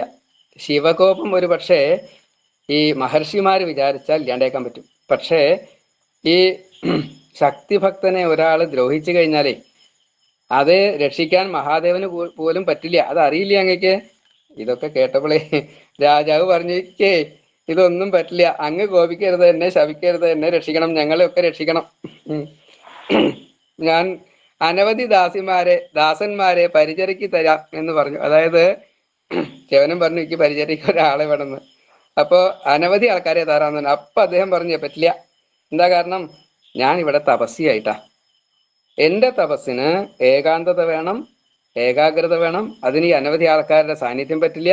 അതുകൊണ്ട് അങ്ങ് ഒരു കാര്യം ചെയ്തോളൂ, ദേഹിമേ പരിചര്യാർത്ഥം കന്യാം കമലലോചനം. അങ്ങയുടെ പുത്രിയില്ലേ, ആ പുത്രി എനിക്ക് തന്നോളൂ വിവാഹം കഴിച്ചിട്ട്. സാമേ സേവാം കരിഷ്യതി. യാതൊരു സംശയമില്ല, ആ കുട്ടി എന്നെ നന്നായിട്ട് പരിചരിച്ചോളും. അപ്പോ ഞാൻ ആ കുട്ടിയോട് ക്ഷമിക്കാം, എല്ലാവരോടും ക്ഷമിക്കാം. മാത്രമല്ല അതിന്റെ ഫലം എന്താ? ഏവം കൃതേ സുഖം മേ സ്യാത് തവ ച ഏവ ഭവിഷ്യതി സന്തുഷ്ടേ മയി രാജേന്ദ്ര സൈനികാനാം ന സംശയ. ഇത് മാത്രമല്ല കേട്ടോ, അങ്ങയ്ക്ക് സുഖം കിട്ടും, എനിക്ക് സുഖം കിട്ടും, ഈ കന്യകയ്ക്ക് സുഖം കിട്ടും, സൈന്യങ്ങൾക്കൊക്കെ സുഖം കിട്ടും, ലോകത്തിന് മുഴുവൻ സുഖം കിട്ടും. എന്താ? ശക്തിഭക്തനാണ് ഞാൻ, ഉറപ്പിച്ച് പറയണേ. വേറെന്തിനാ കൂടുതൽ പറയണേ? അത് തന്നെ ഒരു അനുഗ്രഹം കേട്ടോ സത്യം പറഞ്ഞാലേ. ഇങ്ങനെ പറഞ്ഞു കഴിഞ്ഞപ്പോ ശര്യാദി അപ്പൊ സമ്മതിക്കാ വേണ്ടതേ. പക്ഷേ ശര്യാദി സമ്മതിച്ചില്ല എന്ന് മാത്രമല്ല, ഒന്നും മിണ്ടാതെ അവിടെ നിന്ന് പോന്നേ. എന്നിട്ട് സ്വയമേവ ചിന്തിക്കുകയാണ്, ഈ കന്യക ഇപ്പോ 10 വയസ്സായിട്ടില്ല, ഇനി ഇവിടുന്ന് അങ്ങോട്ട് വലുതാവാൻ പോവാണ്. കാമപീഠ എങ്ങനെയാ ഈ വൃദ്ധനെ കൊണ്ട് തീർക്കാൻ സാധിക്കുക? ഒരു സ്ത്രീയുടെ കാമപീഠ യുവാക്കൾക്ക് പോലും തീർത്തു കൊടുക്കാൻ സാധിക്കില്ല. പിന്നെ ഈ വൃദ്ധൻ എങ്ങനെ അത് തീർത്തു കൊടുക്കും? അതിന്റെ പാപം ആർക്കാ കിട്ടുക? അത് കൊടുത്തതായിട്ടുള്ള അച്ഛനമ്മമാർക്ക്, രക്ഷിതാക്കൾക്ക് അല്ലേ വരിക? അത് നാടിനെ ബാധിക്കില്ലേ? ഈ കുട്ടിയുടെ ദുഃഖം അത് ശാപമായിട്ട് വീണ്ടും എന്നിൽ വരില്ലേ? എത്ര മൂന്നോ നാലോ തരത്തിൽപ്പെടുന്നതായിട്ടുള്ള ശാപമായിട്ട് മാറില്ലേ? ഞാൻ കൊടുക്കില്ല ഇങ്ങനെ വിചാരിച്ചു. എന്നിട്ട് മന്ത്രിമാരോടൊപ്പം ചോദിച്ചു, ഒരു സംശയം തീർക്കാൻ വേണ്ടിയിട്ട് മന്ത്രിമാരോടൊക്കെ ചോദിച്ചു. അപ്പോ സുകന്യ ഇത് ആർക്കും ഉത്തരം പറയാൻ നിർത്തില്ല. എന്താ വെച്ചാൽ രാജാവ് മനുവിന്റെ പുത്രനാ, മനു മഹാജ്ഞാനിയാണ്. അങ്ങനെയുള്ള മനുവിന്റെ പുത്രൻ ഇങ്ങനെ ചോദിക്കുമ്പോൾ അതിന് ഉത്തരം പറയും മന്ത്രിമാരെന്താ കുട്ടിയെ പറ്റിയ. അപ്പൊ സുകന്യ അപ്പോഴേ തന്നെ അത് കഴിഞ്ഞിരിക്കുന്നു, മനോഭാവം വളരെ മാറി കഴിഞ്ഞിരിക്കണേ. വേഗം അച്ഛൻ്റെ അടുത്ത് വന്ന് പറഞ്ഞു. എന്താ പറഞ്ഞത്? അച്ഛാ, ഞാൻ വിവാഹത്തിന് തയ്യാറായിക്കോളാം. ഞാൻ കാരണം മറ്റൊരാൾ ദുഃഖിക്കാൻ പാടില്ല. അത് ഞാൻ എന്തൊക്കെ സഹിക്കേണ്ടി വന്നാലും അത് നിങ്ങളെ ബാധിക്കൂല. എന്നുവെച്ചാൽ എൻ്റെ ഇഷ്ടം എന്നല്ല, ലോകത്തിന് ഹിതമായതേ ഞാൻ ചെയ്യൂ. പ്രത്യേകിച്ച് ഇദ്ദേഹം ആരാ? മഹാഋഷിയാണ്. അതുകൊണ്ട് ഞാൻ ആകെ എന്തേ വേണ്ടു? ഭോഗേച്ഛ ഒഴിവാക്കണം, ഇത്രയല്ലേ വേണ്ടു. ഞാൻ എൻ്റെ മനസ്സിനെ പാകപ്പെടുത്തിക്കൊള്ളാം. അതുകൊണ്ട് അച്ഛനൊട്ടും പരിഭ്രമിക്കണ്ട കേട്ടോ എന്ന് പറഞ്ഞു. അപ്പൊ അച്ഛൻ പറഞ്ഞു, അവിടെ പിതാവ് എന്നുള്ള നിലയ്ക്കാണേ സാധാരണ ഒരു നിയമം പറയാറുണ്ട്, കുലമിച്ഛന്തി പിതര ശ്രിയമിച്ഛന്തി മാതരാം രൂപമിച്ഛന്തി കന്യക ഭോജ്യമിച്ഛന്തി ബാന്ധവാം. അതെ, ഞാനൊരു രാജാവാണ്, നിന്നെ ചക്രവർത്തിക്ക് കൊടുക്കണം എന്നാ എൻ്റെ ആഗ്രഹം. അമ്മയും അതന്നല്ലേ ഊണയിക്കാണ്ടോന്ന് അമ്മ നോക്കേ. നീയോ മകള് കന്യക, ഇനി വളർന്നു വരികയാണ്. അപ്പോ രൂപം നോക്കും, സൗന്ദര്യം നോക്കും, വിദ്യ നോക്കും, ധനം നോക്കും, മറ്റു പലതും നോക്കും. അങ്ങനെ സൗന്ദര്യം തന്നെയാണ് പ്രധാനമായിട്ട് നോക്കുക. അതൊന്നും ഇല്ലാത്ത ഇയാൾക്ക് ഞാൻ എങ്ങനെ കൊടുക്കുക? അതുകൊണ്ട് ഞാൻ നിന്നെ കൊടുക്കണില്ല കേട്ടോ, ഓർപ്പിച്ചു പറഞ്ഞു. അപ്പോ സുകന്യ പറഞ്ഞു, അങ്ങനെയല്ല അച്ഛാ, സംശയമില്ല, ഞാനേ ഇപ്പോ അച്ഛൻ പറഞ്ഞത് ഞാൻ സ്വീകരിക്കുന്നില്ല. അത് പിതൃവാക്ക. ഇവിടെ അച്ഛൻ രാജാവായിട്ടിരുന്നോളൂ. രാജാവായിട്ടിരിക്കുമ്പോ ഈ ഒരു വിഷയം ഇങ്ങനെയല്ല സംസാരിക്കുക, അതെനിക്ക് ഉറപ്പുണ്ട്. ഞാൻ ഇപ്പോ ഈ ലോകഹിതത്തിനായിട്ട് അങ്ങ് ഇപ്പൊ വിഷമിക്കുന്ന ആ വിഷമമുണ്ടല്ലോ, അതിന് സാരമില്ല. എന്റെ ഭർത്താവായിട്ട് ഇദ്ദേഹത്തിനെ ഞാൻ സ്വീകരിച്ചോളാം. അങ്ങ് ചെവനൻ എന്നെ കൊടുത്തോളൂ. അരുന്ധതിയെ പോലെ, അനസൂയയെ പോലെ, പാർവതിയെ പോലെ ഞാൻ ഭർത്താവിന്റെ ശുശ്രൂഷ ചെയ്തോളാം. അങ്ങക്ക് ഒട്ടും ഒരു വിഷമം ഉണ്ടാവില്ല കേട്ടോ, ഇത് സത്യം, യാതൊരു സംശയമില്ല. അങ്ങ് എന്നെ കൊടുത്തോളൂ. ഇങ്ങനെ വളരെ നന്നായിട്ട് തന്നെ പറഞ്ഞു കഴിഞ്ഞപ്പോ ഇത് സ്വീകരിക്കല്ലാണ് നിവൃത്തിയില്ല. മാത്രമല്ല ലോകഹിതമാണ്, അത് ചെയ്യാണ്ടിരിക്കാൻ പറ്റില്ല. അതുകൊണ്ട് തന്നെ വളരെ സന്തോഷത്തോട് കൂടിയിട്ട് മകളെയും കൂട്ടി ആ ചെവനന്റെ അടുത്തേക്ക് ചെന്നു. സ്വാമിൻ ഗൃഹാണ പുത്രീം മേ സേവാർത്ഥം വിധിവത് വിഭോ ഇത്യുക്ത്വാ സൗ ദദൗ പുത്രീം വിവാഹവിധിനാ നൃപാം. ച്യവന മഹർഷി, ഞാൻ എന്തെങ്കിലും ഇതുവരെ ഒരു ലേശ അമാന്തം കാണിക്കേ അല്ലെങ്കിൽ മറ്റെന്തെങ്കിലും ചെയ്തിട്ടുണ്ടെങ്കിൽ അതൊക്കെ ക്ഷമിക്കണം കേട്ടോ. ഈ കുട്ടിയെ ഇത് അങ്ങേക്ക് വധുവായിട്ട് ഞാൻ തരുന്നു. അച്ഛൻ എന്ന നിലയ്ക്ക് അങ്ങേക്ക് പരിചര്യ ചെയ്യുവാനായിട്ടും അങ്ങയുടെ ആവശ്യം നിറവേറ്റാനായിട്ടും അതേപോലെ എൻ്റെ കടമയും. പിന്നെ ച്യവനൻ ഒരു കാര്യം പറഞ്ഞിട്ടുണ്ട്. കന്യാദാനം പാപപരിഹാരങ്ങൾക്ക് ഒരു കാരണമാണ്. അപ്പൊ അതുകൊണ്ട് ഈ കൊടുക്കുന്ന സമയത്ത് ഉള്ളില് കുറച്ച് അതും കൂടി തോന്നി ഇത്രേ. അതായത് ആർക്കാ കൊടുക്കണത്? ഈശ്വര തുല്യത താതാത്മ്യം പ്രാപിച്ച ഒരു മഹർഷിക്കാ കൊടുക്കണതേ. മറ്റു കാര്യങ്ങളൊക്കെ തപസ്സിന്റെ മുമ്പിൽ നിസ്സാരാണ്. അതുകൊണ്ട് എപ്പോഴും മനുവിന്റെ പുത്രനാണല്ലോ ശര്യാദി. ആ ഈശ്വര പ്രാർത്ഥന മനുവിനും ഉണ്ടല്ലോ, അതേപോലെ ഈ ശര്യാദിക്കും ഉണ്ടല്ലോ. അതേപോലെ തന്നെ അല്ലേ മഹാഋഷിയായിട്ടുള്ള അദ്ദേഹത്തിന് അതിൻ്റെതായ കഴിവുകൾ ഉണ്ടാവില്ലേ? എൻ്റെ പുത്രിക്ക് ഒരാപത്തും വരില്ല, ഇത് ഉറപ്പിച്ചുകൊണ്ട് അങ്ങോട്ട് കൊടുക്കുകയാണ്. അത് സ്വീകരിച്ചു. സുകന്യ മറ്റേ ഒറ്റയ്ക്കല്ലേ പോണത്, അവിടെ താമസിക്കാൻ എന്തെങ്കിലും സ്ഥലം, പണ്ടം പാത്രം അമ്മ കുറെ കൊടുത്തു അത്രേ. ഇതൊന്നും വേണ്ട എന്ന് ച്യവനൻ നിഷേധിച്ചു. സുകന്യ അപ്പൊ തന്നെ തൻ്റെ ഈ പണ്ടവും മറ്റേ വസ്ത്രവും എന്തൊക്കെയാ വെച്ചാൽ അതൊക്കെ കൊടുത്തിട്ട്, അച്ഛാ എനിക്ക് ഈ ഇതൊന്നും കാട്ടിൽ ആവശ്യമില്ല, പൽക്കല മജനം മരവുരി ഇത്രേ വേണ്ടു, അതുകൊണ്ട് അത് മാത്രം തന്നോളൂ. ഇതിങ്ങനെ കൊടുത്തു. അവര് അത് വേറെ നിവൃത്തിയില്ല, ആ സമയത്ത് അത് കൊടുത്തു. കുറച്ച് കരഞ്ഞു. ഏതായാലും അവിടെ നിന്ന് പോയി. പിന്നെ സേവനം എന്നുള്ള ഒരു രംഗമാണ്. അവിടെ കന്യകയാണ്, ഈ വധുവായി, കല്യാണവും നിശ്ചയവും കഴിഞ്ഞ് പത്നിയായി. വയസ്സ് 10 ആയിട്ടുള്ളൂ. പക്ഷേ ആ കുട്ടി അങ്ങനെയല്ല. ഈ ട്വിസ്റ്റ് വന്നതോട് കൂടിയിട്ട് മനസ്സ് വളരെയധികം കീഴ്പ്പെട്ടും കൊണ്ടായി. ഈ ചാഞ്ചല്യം ഉണ്ടല്ലോ, ഒരു പ്രത്യേക ഒരു അവസ്ഥയാണതേ, അതൊക്കെ മറികടന്നു. എന്താണോ ഭർത്താവിന് ആവശ്യം അത് മുഴുവൻ ചെയ്തു കൊടുക്കുകയാണ്. ഏതൊക്കെ ഈശ്വരന്മാരെയാണോ സേവിക്കേണ്ടത് അത് ചെയ്തു കൊടുക്കണു. അതിന് വേണ്ടതായിട്ടുള്ള സൗകര്യങ്ങൾ, മറ്റേ ഈ ഹോമാച്ച ഹോമത്തിന് വേണ്ടത്, നേദ്യാച്ച നേദ്യത്തിന് വേണ്ടത്, അദ്ദേഹം എന്താണോ കഴിക്കേണ്ടത് അത് അതിനനുസരിച്ച്. കണ്ണ് കാണാത്തയാളാവുമ്പോൾ അതിനുള്ള സേവനങ്ങളൊക്കെ കൈ പിടിച്ച് അങ്ങനെ വെച്ചാൽ അങ്ങനെ അതൊക്കെ ദീനസേവയായിട്ട് മാറി. അതേപോലെ ഈ പരിചര്യ ചെയ്തു കൊടുക്കുന്നത് ഒരു മഹാഋഷിക്കാണ്. അപ്പോ ഋഷിയെ സേവിക്കുക എന്ന അത് വലിയ പുണ്യ, അത് അവിടെ നേടി. ഭർത്താവ് ഈശ്വരനാണ്, അപ്പോൾ ഈശ്വരനെ സേവിക്കുക എന്ന ആ രീതിയിൽ ഭർത്താവിനെ സേവിച്ചപ്പോൾ അത് കിട്ടി. ഓരോന്നും ഇവിടെ ചെയ്തു കൊടുക്കുന്നത് എന്താണ്? ദൈഹികമായിട്ടുള്ള കാര്യങ്ങളാണ്. മറ്റേ തണുപ്പ് കാലത്ത് ചൂടുവെള്ളം വേണോ അത് കൊണ്ടു കൊടുക്കും. അതേപോലെ മറ്റേ രാവിലത്തെ പ്രഭാത കൃത്യങ്ങളൊക്കെ കൈ പിടിച്ചിട്ട് കൊണ്ടുപോകണോ അത് ചെയ്തു കൊടുക്കും. മണ്ണ് കൊടുക്കണോ അത് കൊടുക്കും. ഇങ്ങനെ ഓരോന്നും. ഇനി ഹോമാദികൾക്കാണ് വെച്ചാൽ യവം എള്ള് എന്തൊക്കെയാ വേണ്ട വെച്ചാൽ അതൊക്കെ കൊടുക്കും. അതേപോലെ വെള്ളം കൊണ്ടുവന്ന് കൊടുക്കും. ഇനി കിടക്ക വിരിക്കുക അതാ വേണ്ട വെച്ചാൽ അത് ദർപ്പ് പുല്ലുണ്ടോ ഒക്കെ നല്ല നല്ല മിനുത്ത അതൊക്കെ ഉണ്ടാക്കി കൊടുക്കും. പിന്നെ കാല് തലോടി കൊടുക്കുക തുടങ്ങിയ കാര്യങ്ങൾ. പിന്നെ ഒരു നേരമാവും ആഹാരം കഴിക്കുന്നുണ്ടാവുക. അപ്പോൾ വരിനെല്ലരി എവിടുന്നാ കിട്ടുകയെന്ന് വെച്ചാൽ അവരൊക്കെ പോയിട്ട് കൊണ്ടുവന്ന് കൊടുക്കും. ഇങ്ങനെ അദ്ദേഹത്തിന്റെ ഇഷ്ടം എന്താണോ അത് മുഴുവൻ കൊടുത്തതിന്റെ ശേഷം പ്രഭു ഇനി എന്തെങ്കിലും വേണോ ചോദിക്കുകയാണ്. ഭർത്തൃഹിതം എന്താണോ അത് അറിഞ്ഞിട്ട് പറഞ്ഞിട്ട് ചോദിച്ചിട്ട് ചിലപ്പോൾ മനസ്സിലാക്കാൻ സാധിക്കും. അത് അങ്ങനെയൊക്കെ ചെയ്തു കൊടുത്തു. വളരെ സന്തോഷമായി എന്നാണ്. ഓരോ ദിവസവും അവരവരുടെ ഈ തേവാരം കഴിഞ്ഞ സമയത്ത് ഭർത്താവിന് വേണ്ടത് എന്തോ കൊടുത്ത് ഭർത്താവിന്റെ ഉച്ഛിഷ്ടോ നിർമാല്യോ എന്താ വെച്ചാൽ അത് സ്വീകരിക്കുമ്പോൾ അത് മറ്റൊരു അനുഗ്രഹമായിട്ട് മാറി.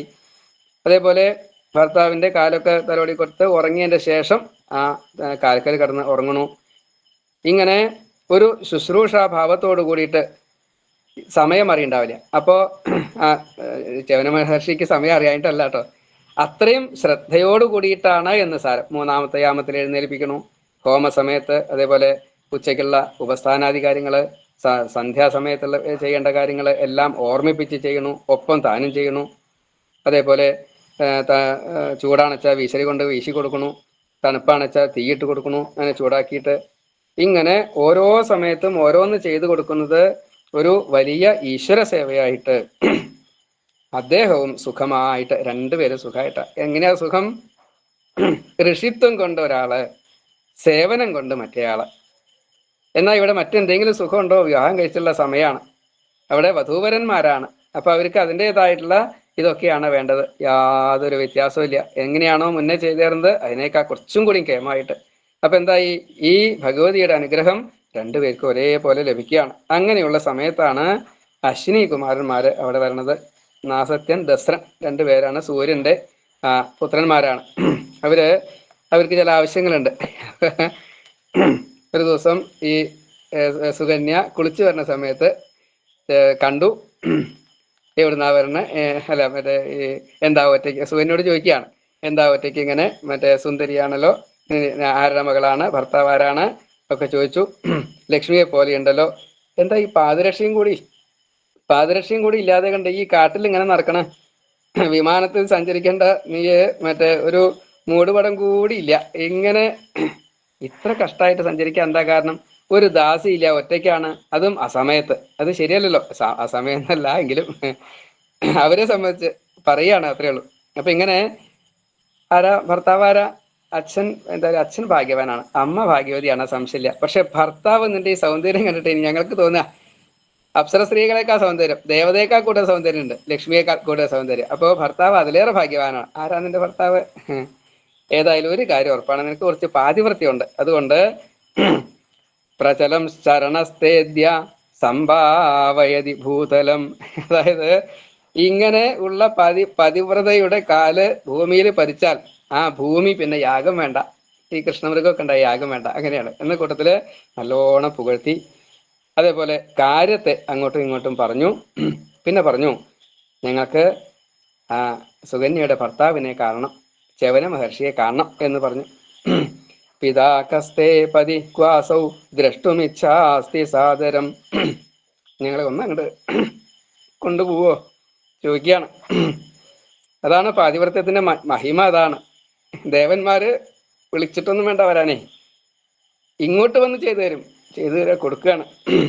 അപ്പോ സുകന്യ പറഞ്ഞു, ഞാൻ ശര്യാദിയുടെ മകളാണ്, ച്യവന മഹർഷിയാണ് എൻ്റെ ഭർത്താവ്. ഞങ്ങൾ യാദൃശികമായിട്ടാണ് ഇപ്രകാരത്തിലൊരു വിവാഹമൊക്കെ വേണ്ടി വന്നത്. പക്ഷേ ഞങ്ങൾ രണ്ടുപേരും സന്തുഷ്ടരാണ് കേട്ടോ. നിങ്ങൾ ആരാണ് ഒന്ന് പറയൂ. അപ്പോളേ അത് പറയലായുള്ളൂ. അപ്പോൾ ഞങ്ങൾ സൂര്യൻ്റെ മക്കളാണ്, ഞങ്ങൾക്ക് കുറച്ച് പ്രയാസങ്ങളുണ്ട്, അപ്പം അത് പറയാൻ വേണ്ടിയിട്ടാണ്. എന്നിട്ട് വീണ്ടും ഒന്നും കൂടി പുകഴ്ത്തിന. ഈ കന്യകയായിട്ടുള്ള അവിടുന്ന് ഇങ്ങനെ താമസിക്കേണ്ട ഒരാളല്ല. ഇത്രയും വിഷമിച്ച് ദുഃഖം അനുഭവിച്ച് ശരീരത്തെ നോക്കാതെ കണ്ട് ഈ യൗവനകാലത്ത് സുഖത്തെ സമ്പാദിക്കാതെ കണ്ട് ജീവിതം നഷ്ടമാക്കരുത്. മാത്രമല്ല ഒരു ഉപദേശം കൂടിയും കൊടുത്തു. എന്താ അത്? പതിം ത്വം അന്യം കുരു ചാരുലോചനെ. ഈ അന്ധന്റെ ഭാര്യയായിട്ടേ ഇങ്ങനെ വേണ്ട, വേറൊരു ഭർത്താവിനെ കണ്ടോളൂ. പിന്നെ ഒരു സൂത്രം പ്രയോഗിച്ചു. എന്താ സൂത്രം എന്നല്ലേ? നിങ്ങളെ മറ്റേ സുകന്യ ഞങ്ങളിൽ ഒരാളെയാണ് കല്യാണം കഴിച്ചോളൂ. ഉഭയോഹോ ത്വം ഏകം വരം കുരുഷ അവഹിതം സുലോചനെ. ഞങ്ങളിൽ ഒരാളെ കല്യാണം കഴിച്ചോളൂ. അപ്പൊ എന്താ ഉണ്ടാവുക? കൂടുതൽ സുഖം കിട്ടും. ആരാ ഞങ്ങള്? സൂര്യന്റെ മക്കളാണ്. പിന്നെ മാത്രമല്ല ദേവ വൈദ്യന്മാരാണ്. അപ്പോൾ എത്രയൊക്കെ സൂചിപ്പിക്കാൻ പറ്റുമോ അത്രയൊക്കെ ഞങ്ങൾ സൂചിപ്പിക്കും. അതുകൊണ്ട് ഇനി കാലം കഴിക്കണ്ട കേട്ടോ. ഇങ്ങനെ മറ്റേ ഭർത്താവിന് വേണ്ടിയിട്ട് അല്ലെങ്കിൽ മറ്റേ വെള്ളവും പഴവും ഒക്കെ കൊണ്ടുവന്ന് ഫലജലാഹരണം തവനോചിതം, ഇത് ഉചിതല്ല എന്ന് പറഞ്ഞു. ഇങ്ങനെയൊക്കെ പറഞ്ഞപ്പോഴേ അവരിൽ ഒരാളെ കല്യാണം കഴിക്കാനാ പറഞ്ഞതേ. സുകന്യ പറഞ്ഞു, കുറച്ച് ചൂടായി, കുറച്ച് ചുണ്ടിയെടുത്തു, കുറച്ച് വിറച്ചു. മാത്രമല്ല പക്ഷെ സംയമനം പാലിച്ചു. ബഭാഷേ മിതഭാഷിണി പറഞ്ഞു. എന്താ പറഞ്ഞല്ലേ? അതേ, ഞാൻ പുംസ്ഥലീഗണ സേവിതം മാർഗം സ്വീകരിക്കുന്നയാളല്ല. ഏക ഭർത്താവ്, അത്രേ ഉള്ളൂ. അത് അച്ഛനാൽ തരപ്പെട്ടു. ഈ ഭർത്താവിനാൽ ഞാൻ ഇപ്പോൾ വളരെ സംതൃപ്തയാണ്. ഭർത്താവിനെ ശുശ്രൂഷിച്ചുകൊണ്ട് ഞാൻ വളരെ സുഖമായിട്ടാണ് ഇരിക്കുന്നത്. ന ഏവം ഭാഷിതുമർഹത. നിങ്ങളെ പോലെയുള്ള ഒരാള് ഇങ്ങനെ പറയാൻ പാടില്ല. എന്താ കാരണം? നിങ്ങൾ സൂര്യന്റെ അതേപോലെ കശ്യപന്റെ കുലത്തില് ആ മഹത്വമൊക്കെ മറന്നുകൊണ്ടാണോ എന്നോട് ഇപ്രകാരത്തിൽ സംസാരിക്കുന്നത്? ധർമ്മത്തിന്റെ ആ വ്യവസ്ഥ നിങ്ങൾ പാലിക്കണ്ടേ? ഞാൻ പരിവ്രതയാണ്. യഥേച്ഛം ഗച്ഛതം ദേവോ അഥവാ ശാപം ദാസ്യാമി. നിങ്ങൾ എന്നെ ഇപ്പൊ ഇവിടെ നിന്ന് പോയിട്ടില്ല അച്ഛൻ, ഞാൻ നിങ്ങളെ ശപിക്കും. അത് പറഞ്ഞപ്പോ അശ്വിനിദേവൾക്ക് സുകന്യോടല്ല അത്രേ മറ്റേ പേടി തോന്നിയത്. പേടി തോന്നിയത് എന്താ? മുനിയുടെ ശാപം ഉണ്ടാവുമോ എന്നാ പേടി. ശങ്കമാനവും ഭയം മുനേഹേ, അങ്ങനെയാണ്. കാരണം മന്യുമാന ആണേ ആര്? ച്യവന മഹർഷി. അപ്പോ കോപിച്ച ഒരു പാകമില്ല, ആവശ്യം നടക്കൂല. ഉദ്ദേശത്തോടു കൂടെ വന്നതേ. വേഗം പറഞ്ഞു, അതേ ഞങ്ങള് സൂര്യന്റെ മക്കളൊക്കെ തന്നെയാ, അത് നല്ലായില്ല. പക്ഷേ ഞങ്ങൾക്ക് ഒരാവശ്യമുണ്ട്. ആവശ്യത്തിൽ നിറവേറ്റി തരാൻ തന്നെ ഞങ്ങൾ വന്നത്. ഗോപ്യായിട്ട് വെച്ചു ഈ കാര്യം. എന്നിട്ട് പറഞ്ഞു, എന്താ പറഞ്ഞത്, ഞങ്ങൾ ദേവവൈദ്യന്മാരായതുകൊണ്ട് നിന്റെ ഭർത്താവിനെ ഞങ്ങൾ സുന്ദരനാക്കി തരാം. പക്ഷെ ഒരു പരീക്ഷണമുണ്ട്. ഞങ്ങൾ രണ്ടുപേരും ആ സുന്ദരനായിട്ടുള്ള പുരുഷന്റെ അതേ രൂപത്തില്, ചെവനന്റെ രൂപത്തിലാണ്ട് വരും. നിന്റെ പാതിവൃത്യം ഉണ്ടെങ്കിൽ അത് കണ്ടുപിടിക്കണം, എന്നിട്ട് വിവാഹം വീണ്ടും കഴിക്കണം. അങ്ങനെയാണെച്ചാൽ സമ്മതാണ്, ഞങ്ങൾ അങ്ങോട്ട് വരാം. അപ്പൊ ഈ സുകന്യ പറഞ്ഞു കേട്ടോ, ഞങ്ങളുടെ ആ ഗൃഹത്തിലേക്ക് ഒന്ന് വന്നിട്ട്, ദേവന്മാരല്ലേ, അപ്പോ ഈ ദേവന്മാരുടേതായിട്ടുള്ള പാദം പതിഞ്ഞാൽ ആ ഭൂമി പുണ്യമായി, ആ ആശ്രമം പുണ്യമായി, അതിൽ താമസിക്കുന്നവർക്കൊക്കെ പാപങ്ങളെ ഇല്ലാണ്ടാക്കാൻ സാധിക്കും. അതുകൊണ്ട് ഒന്ന് അങ്ങോട്ട് വരണം എന്ന് പറഞ്ഞിട്ടുണ്ട്. അപ്പോ ഇവര് പറഞ്ഞു, ഇങ്ങനെ അച്ഛാ ഞങ്ങൾ അങ്ങോട്ട് വരാം എന്ന് പറഞ്ഞു. ഇതൊക്കെ പറഞ്ഞപ്പോ ആ സുകന്യ സമ്മതിച്ചു. ആയിക്കോട്ടെ, ഞാൻ ഭർത്താവിനോട് ചോദിക്കട്ടെ എന്ന് പറഞ്ഞു. ആ ചെവനോട് ചോദിച്ചു, ഇതെങ്ങനെയൊക്കെ ഈ അശ്വിനി കുമാരന്മാർ വന്നിട്ട് പറഞ്ഞിട്ടുണ്ട്, എന്താ വേണ്ടത് ചോദിച്ചു. അപ്പൊ ചെവനും പറഞ്ഞു, എന്താ പേടിക്കാനുള്ളത്, കൂട്ടിക്കൊണ്ടുവരൂ. അതല്ല മഹർഷേ, എനിക്ക് ഒരു സംശയം. ഞാനിപ്പോ അങ്ങയെ ശുശ്രൂഷിക്കുന്നുണ്ട്, അതൊക്കെ ശരിയാ. എനിക്ക് പാതിവൃത്യം ഉണ്ടോ, എനിക്ക് സിദ്ധി ഉണ്ടോ, എനിക്കറിയില്ല. ഞാൻ അങ്ങയുടെ അനുവാദം ഉണ്ടെങ്കിൽ മാത്രമേ അത് ചെയ്യുള്ളൂ. അങ്ങ് ഇങ്ങനെ ഈ പരീക്ഷണത്തിൽ അങ്ങ് എന്നെ സഹായിക്കണം. സഹായിച്ചില്ല അച്ഛാ, എനിക്ക് കണ്ടുപിടിക്കാൻ സാധിച്ചില്ലെങ്കിലോ. അതുകൊണ്ട് അങ്ങ് ഇത് ഈ സഹായം തന്നാൽ മാത്രമേ ഞാൻ അവരെ കൊണ്ടുവരുള്ളൂ. വേഗം കൊണ്ടുവന്നോളൂ കേട്ടോ, ഒട്ടും പേടിക്കണ്ട. ഇത് ഞാൻ തരേണ്ട ആവശ്യമില്ല, സ്വയമേവ തന്നെ അവിടെ ഈ സുകന്യക്ക് അത് കിട്ടിയിട്ടുണ്ട് കേട്ടോ. അപ്പൊ ആശ്വാസമായി, ഒരു ധൈര്യം കിട്ടി. വേഗം വരെ കൊണ്ടുവന്നു. അങ്ങനെ 3 പേർ, മറ്റേ സരസ്സുണ്ട്, ആ സരസ്സിലൊന്ന് കുളിച്ചു വരുമെന്ന് ഈ അശ്വിനികുമാരന്മാർ പറഞ്ഞു. അതിനനുസരിച്ച് കുളിച്ചു. പുറത്തേക്ക് വന്നപ്പോൾ 3 പേര് ഒരേപോലെ വന്നു. അപ്പോ ആകെ സംശയമായി, കാരണം ഇവർ 3 പേര് ഒരേപോലെയാണ്. ഇവരൊക്കെ മർത്യഭാവത്തിലാണ്. ഋഷിയാണ് വെച്ചാൽ അപ്പൊ സുന്ദരനായിട്ട് ആള് മാറി. ദേവനാച്ച എന്നെ പരീക്ഷിക്കുകയാണ്. ഇനി ഞാൻ എന്താ ചെയ്യാ? ഒരു അനന്യ ശരണാഗതി വന്നു. അപ്പൊ ആ സമയത്ത് ദധ്യവോ ഭഗവതീം ദേവീം തുഷ്ടാവാച കൃശോദരി ശരണം ത്വാം ജഗന്മാത പ്രാപ്താസ്മി ഭൃശദുഃഖിത. അതെ അമ്മ അല്ലാണ്ട് എന്നെ ആരാ സഹായിക്കുക? എനിക്ക്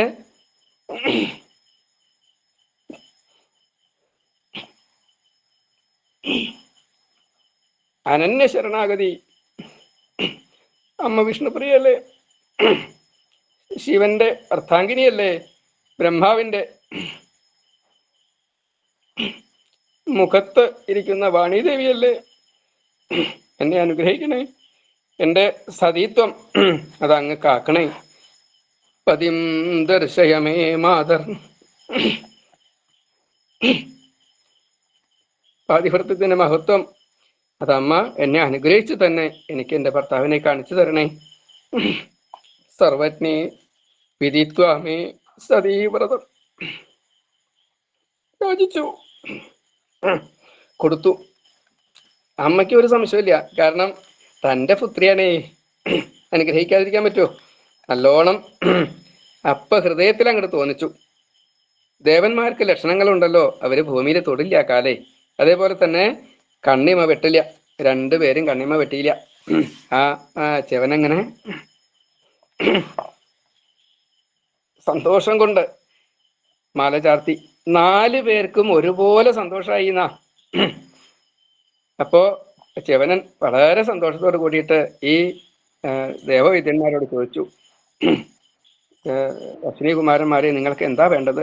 നിങ്ങൾ ദേവന്മാരാണ്. എന്റെ പത്നിയെ കൊണ്ടുപോകാനല്ല ഇവിടെ വന്നെന്ന് എനിക്ക് നല്ലോണം അറിയാം. എന്തോ ഒരാവശ്യമുണ്ട്. ഇപ്പൊ എനിക്ക് കാഴ്ച തന്നു, യൗവനം തന്നു, സൗന്ദര്യം തന്നു. സമ്പാദിതം തത കിഞ്ചിത് ഉപകർത്തുമഹം ബ്രുവേ ഉപകാരിണി മിത്രേയോ നോപകുര്യാൽ കഥഞ്ജന. ഉപകാരം ചെയ്ത ഒരാൾക്ക് തിരിച്ചത് കൊടുക്കാൻ സാധിച്ചിട്ടില്ലെങ്കിൽ അത് കടമായിട്ട് മാറും. അതുകൊണ്ട് എന്നോട് ക്ഷമിക്കണം. അതുകൊണ്ട് എന്താ വേണ്ട വെച്ചാൽ അത് പറയൂ, ഞാൻ തരാട്ടോ, ചെയ്തു തരാം. എന്നെ കൊണ്ട് ഒരു പക്ഷേ ഏത് അലഭ്യം കിട്ടാത്ത കാണിച്ചാലും കൂടി ഞാൻ തരാട്ടോ. അവര് സംശയമില്ലാണ്ട് പറഞ്ഞു, അതെ ഇതെല്ലാം അറിഞ്ഞുകൊണ്ട് തന്നെയാട്ടോ ഞങ്ങൾ വന്നത്. ഈ മഹാമേരുവിന്റെ പർവ്വതത്തിൽ വെച്ചിട്ട് ഒരു യാഗം നടത്തിയ സമയത്ത് ഇന്ദ്രൻ ഞങ്ങൾക്ക് ഈ യാഗഭാഗം അനുഭവിക്കാനുള്ള വിധി ഇല്ലാതെ ഒന്ന് മാറ്റി നിർത്തിയിട്ടുണ്ട്. അത് കൂട്ടത്തിൽ ഇരുന്നിട്ട് ഈ സോമപാനത്തിനുള്ള ഒരു അർഹത ഉണ്ടാക്കി തന്നാൽ മതി, വേറെ ഒന്നും ഞങ്ങൾക്ക് വേണ്ട കേട്ടോ. ആയിക്കോട്ടെ, അത് ഞാൻ ഏറ്റു. അങ്ങനെ എല്ലാവരും പിരിഞ്ഞു പോകുന്നു. ആ സമയത്താണ് ഈ ചെവൻ അങ്ങനെ കുറച്ച് ദിവസം താമസിച്ചു. അപ്പോഴാണ് അച്ഛനും അമ്മയ്ക്കും, സുകന്യയുടെ അച്ഛനും അമ്മയ്ക്ക് വല്ലാത്തൊരു മകളെ കാണാനുള്ള ഉത്സാഹം. പറയേണ്ട താമസം ശരിയാതി തയ്യാറായി. പോവുക, ഞാൻ റെഡി, ശരി, വേഗം ഇവിടെ വന്നു നോക്കിയപ്പോൾ ഇവർ രണ്ടുപേരും അങ്ങനെ ഇരിക്കുക. സുകന്യ ചെറുപ്പക്കാരത്തിയാണ്, ഒരു ചെറുപ്പക്കാരുണ്ട് ഒപ്പം ഇരിക്കണം. നല്ല സല്ലാപങ്ങളും കാര്യങ്ങളും ഗോഷ്ഠികളൊക്കെ കാണിക്കുമ്പോൾ നല്ല മനസ്സിലാവേ. അപ്പോ കണ്ടപ്പോ വല്ലാത്ത വിഷമായി. അയ്യോ, ഞാൻ എൻ്റെ കുട്ടിയെ ഇങ്ങനത്തെ ഒരാൾ വൃദ്ധന് കൊടുത്തിട്ട് ആ കുട്ടി ചതിച്ചു. അപ്പോ ഞാൻ അപ്പളേ വിചാരിച്ചതാണ് ഈ കാമം കീഴ്പ്പെടുത്തുവോ എന്ന്. ആ വയസ്സിനെ കൊന്നുണ്ടാവുമോ? ഇങ്ങനെ വേറൊരാളെ സ്വീകരിക്കുമ്പോൾ അത് കുലത്തിന് കളങ്കായി, എനിക്ക് കളങ്കായി, മനുവിന് കളങ്കായി, എന്തിന് പരമ്പര മുഴുവന്. എങ്ങനെയാണ് ഞാൻ ഇതിന് പരിഹാരം കാണുക? ഇങ്ങനെ ഈശ്വര, ഞാൻ ഇതിനെ കൊന്നാലോ എന്നാല്? അയ്യോ, പുത്രിയെ കൊല്ലാൻ പാടില്ലല്ലോ ഈശ്വര. ഞാൻ ഇവൾക്ക് ഈ സുകന്യക്ക് ഈ ഭർത്താവിനെ കൊടുത്ത് തെറ്റായി പോയല്ലോ. ഞാനാണ് തെറ്റുകാരൻ, അല്ലാണ്ട് ഈ സുകന്യ അല്ല തെറ്റുകാരി. ഇനി ഞാൻ എന്ത് ചെയ്യും? കിം കരോമീതി ചിന്താബ്ധൗ. വല്ലാത്തൊരു അവസ്ഥയിലാണ്. വളരെ യാദൃശികമായിട്ട് സുകന്യയാ തഥാ ദൈവാത് ദൃഷ്ടി ചിന്താകുലപിത. ആകുലനായിട്ടുള്ള ഈ അച്ഛനും ആകുലയായിട്ടുള്ള ഈ അമ്മയും. അപ്പോ ദൈവഗത്യാണ് പിന്തിരിയാൻ തോന്നി. നോക്കിയപ്പോഴാണ് അച്ഛനും അമ്മയും അവിടെ വന്നിരിക്കണതേ.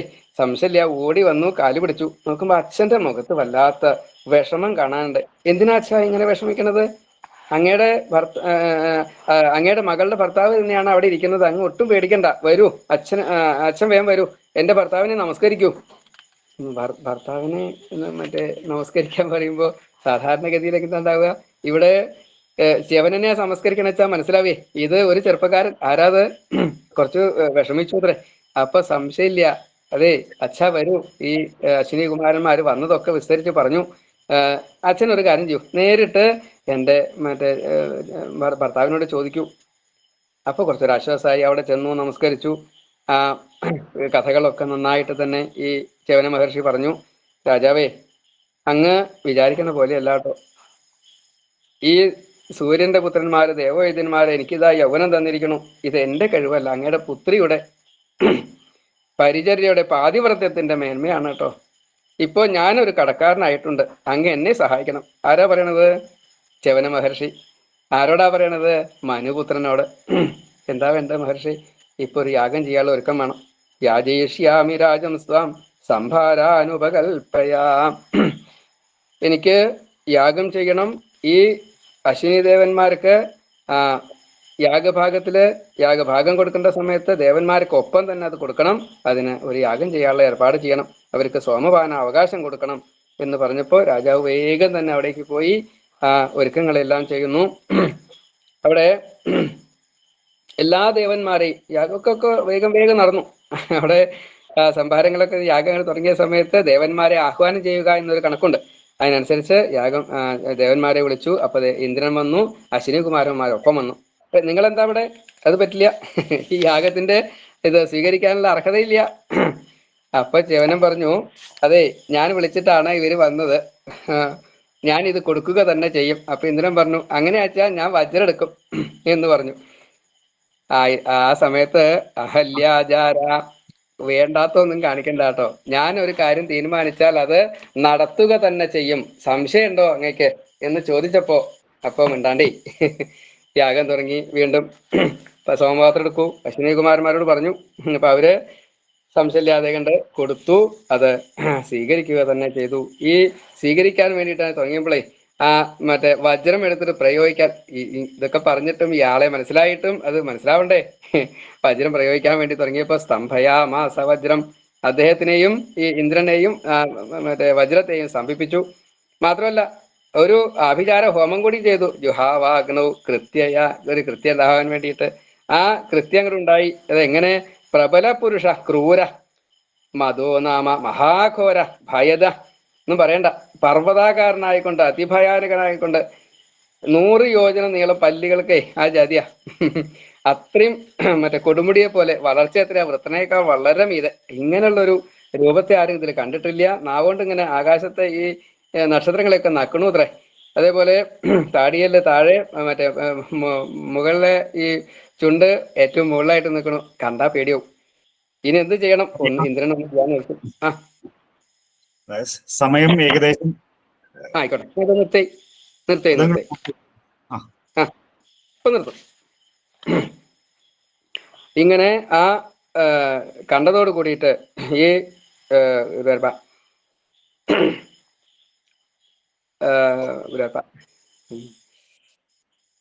സ്തംഭിപ്പിച്ചു. മറ്റേ കൃത്യയെ തടുക്കാൻ നിവൃത്തിയില്ലാണ്ടായി.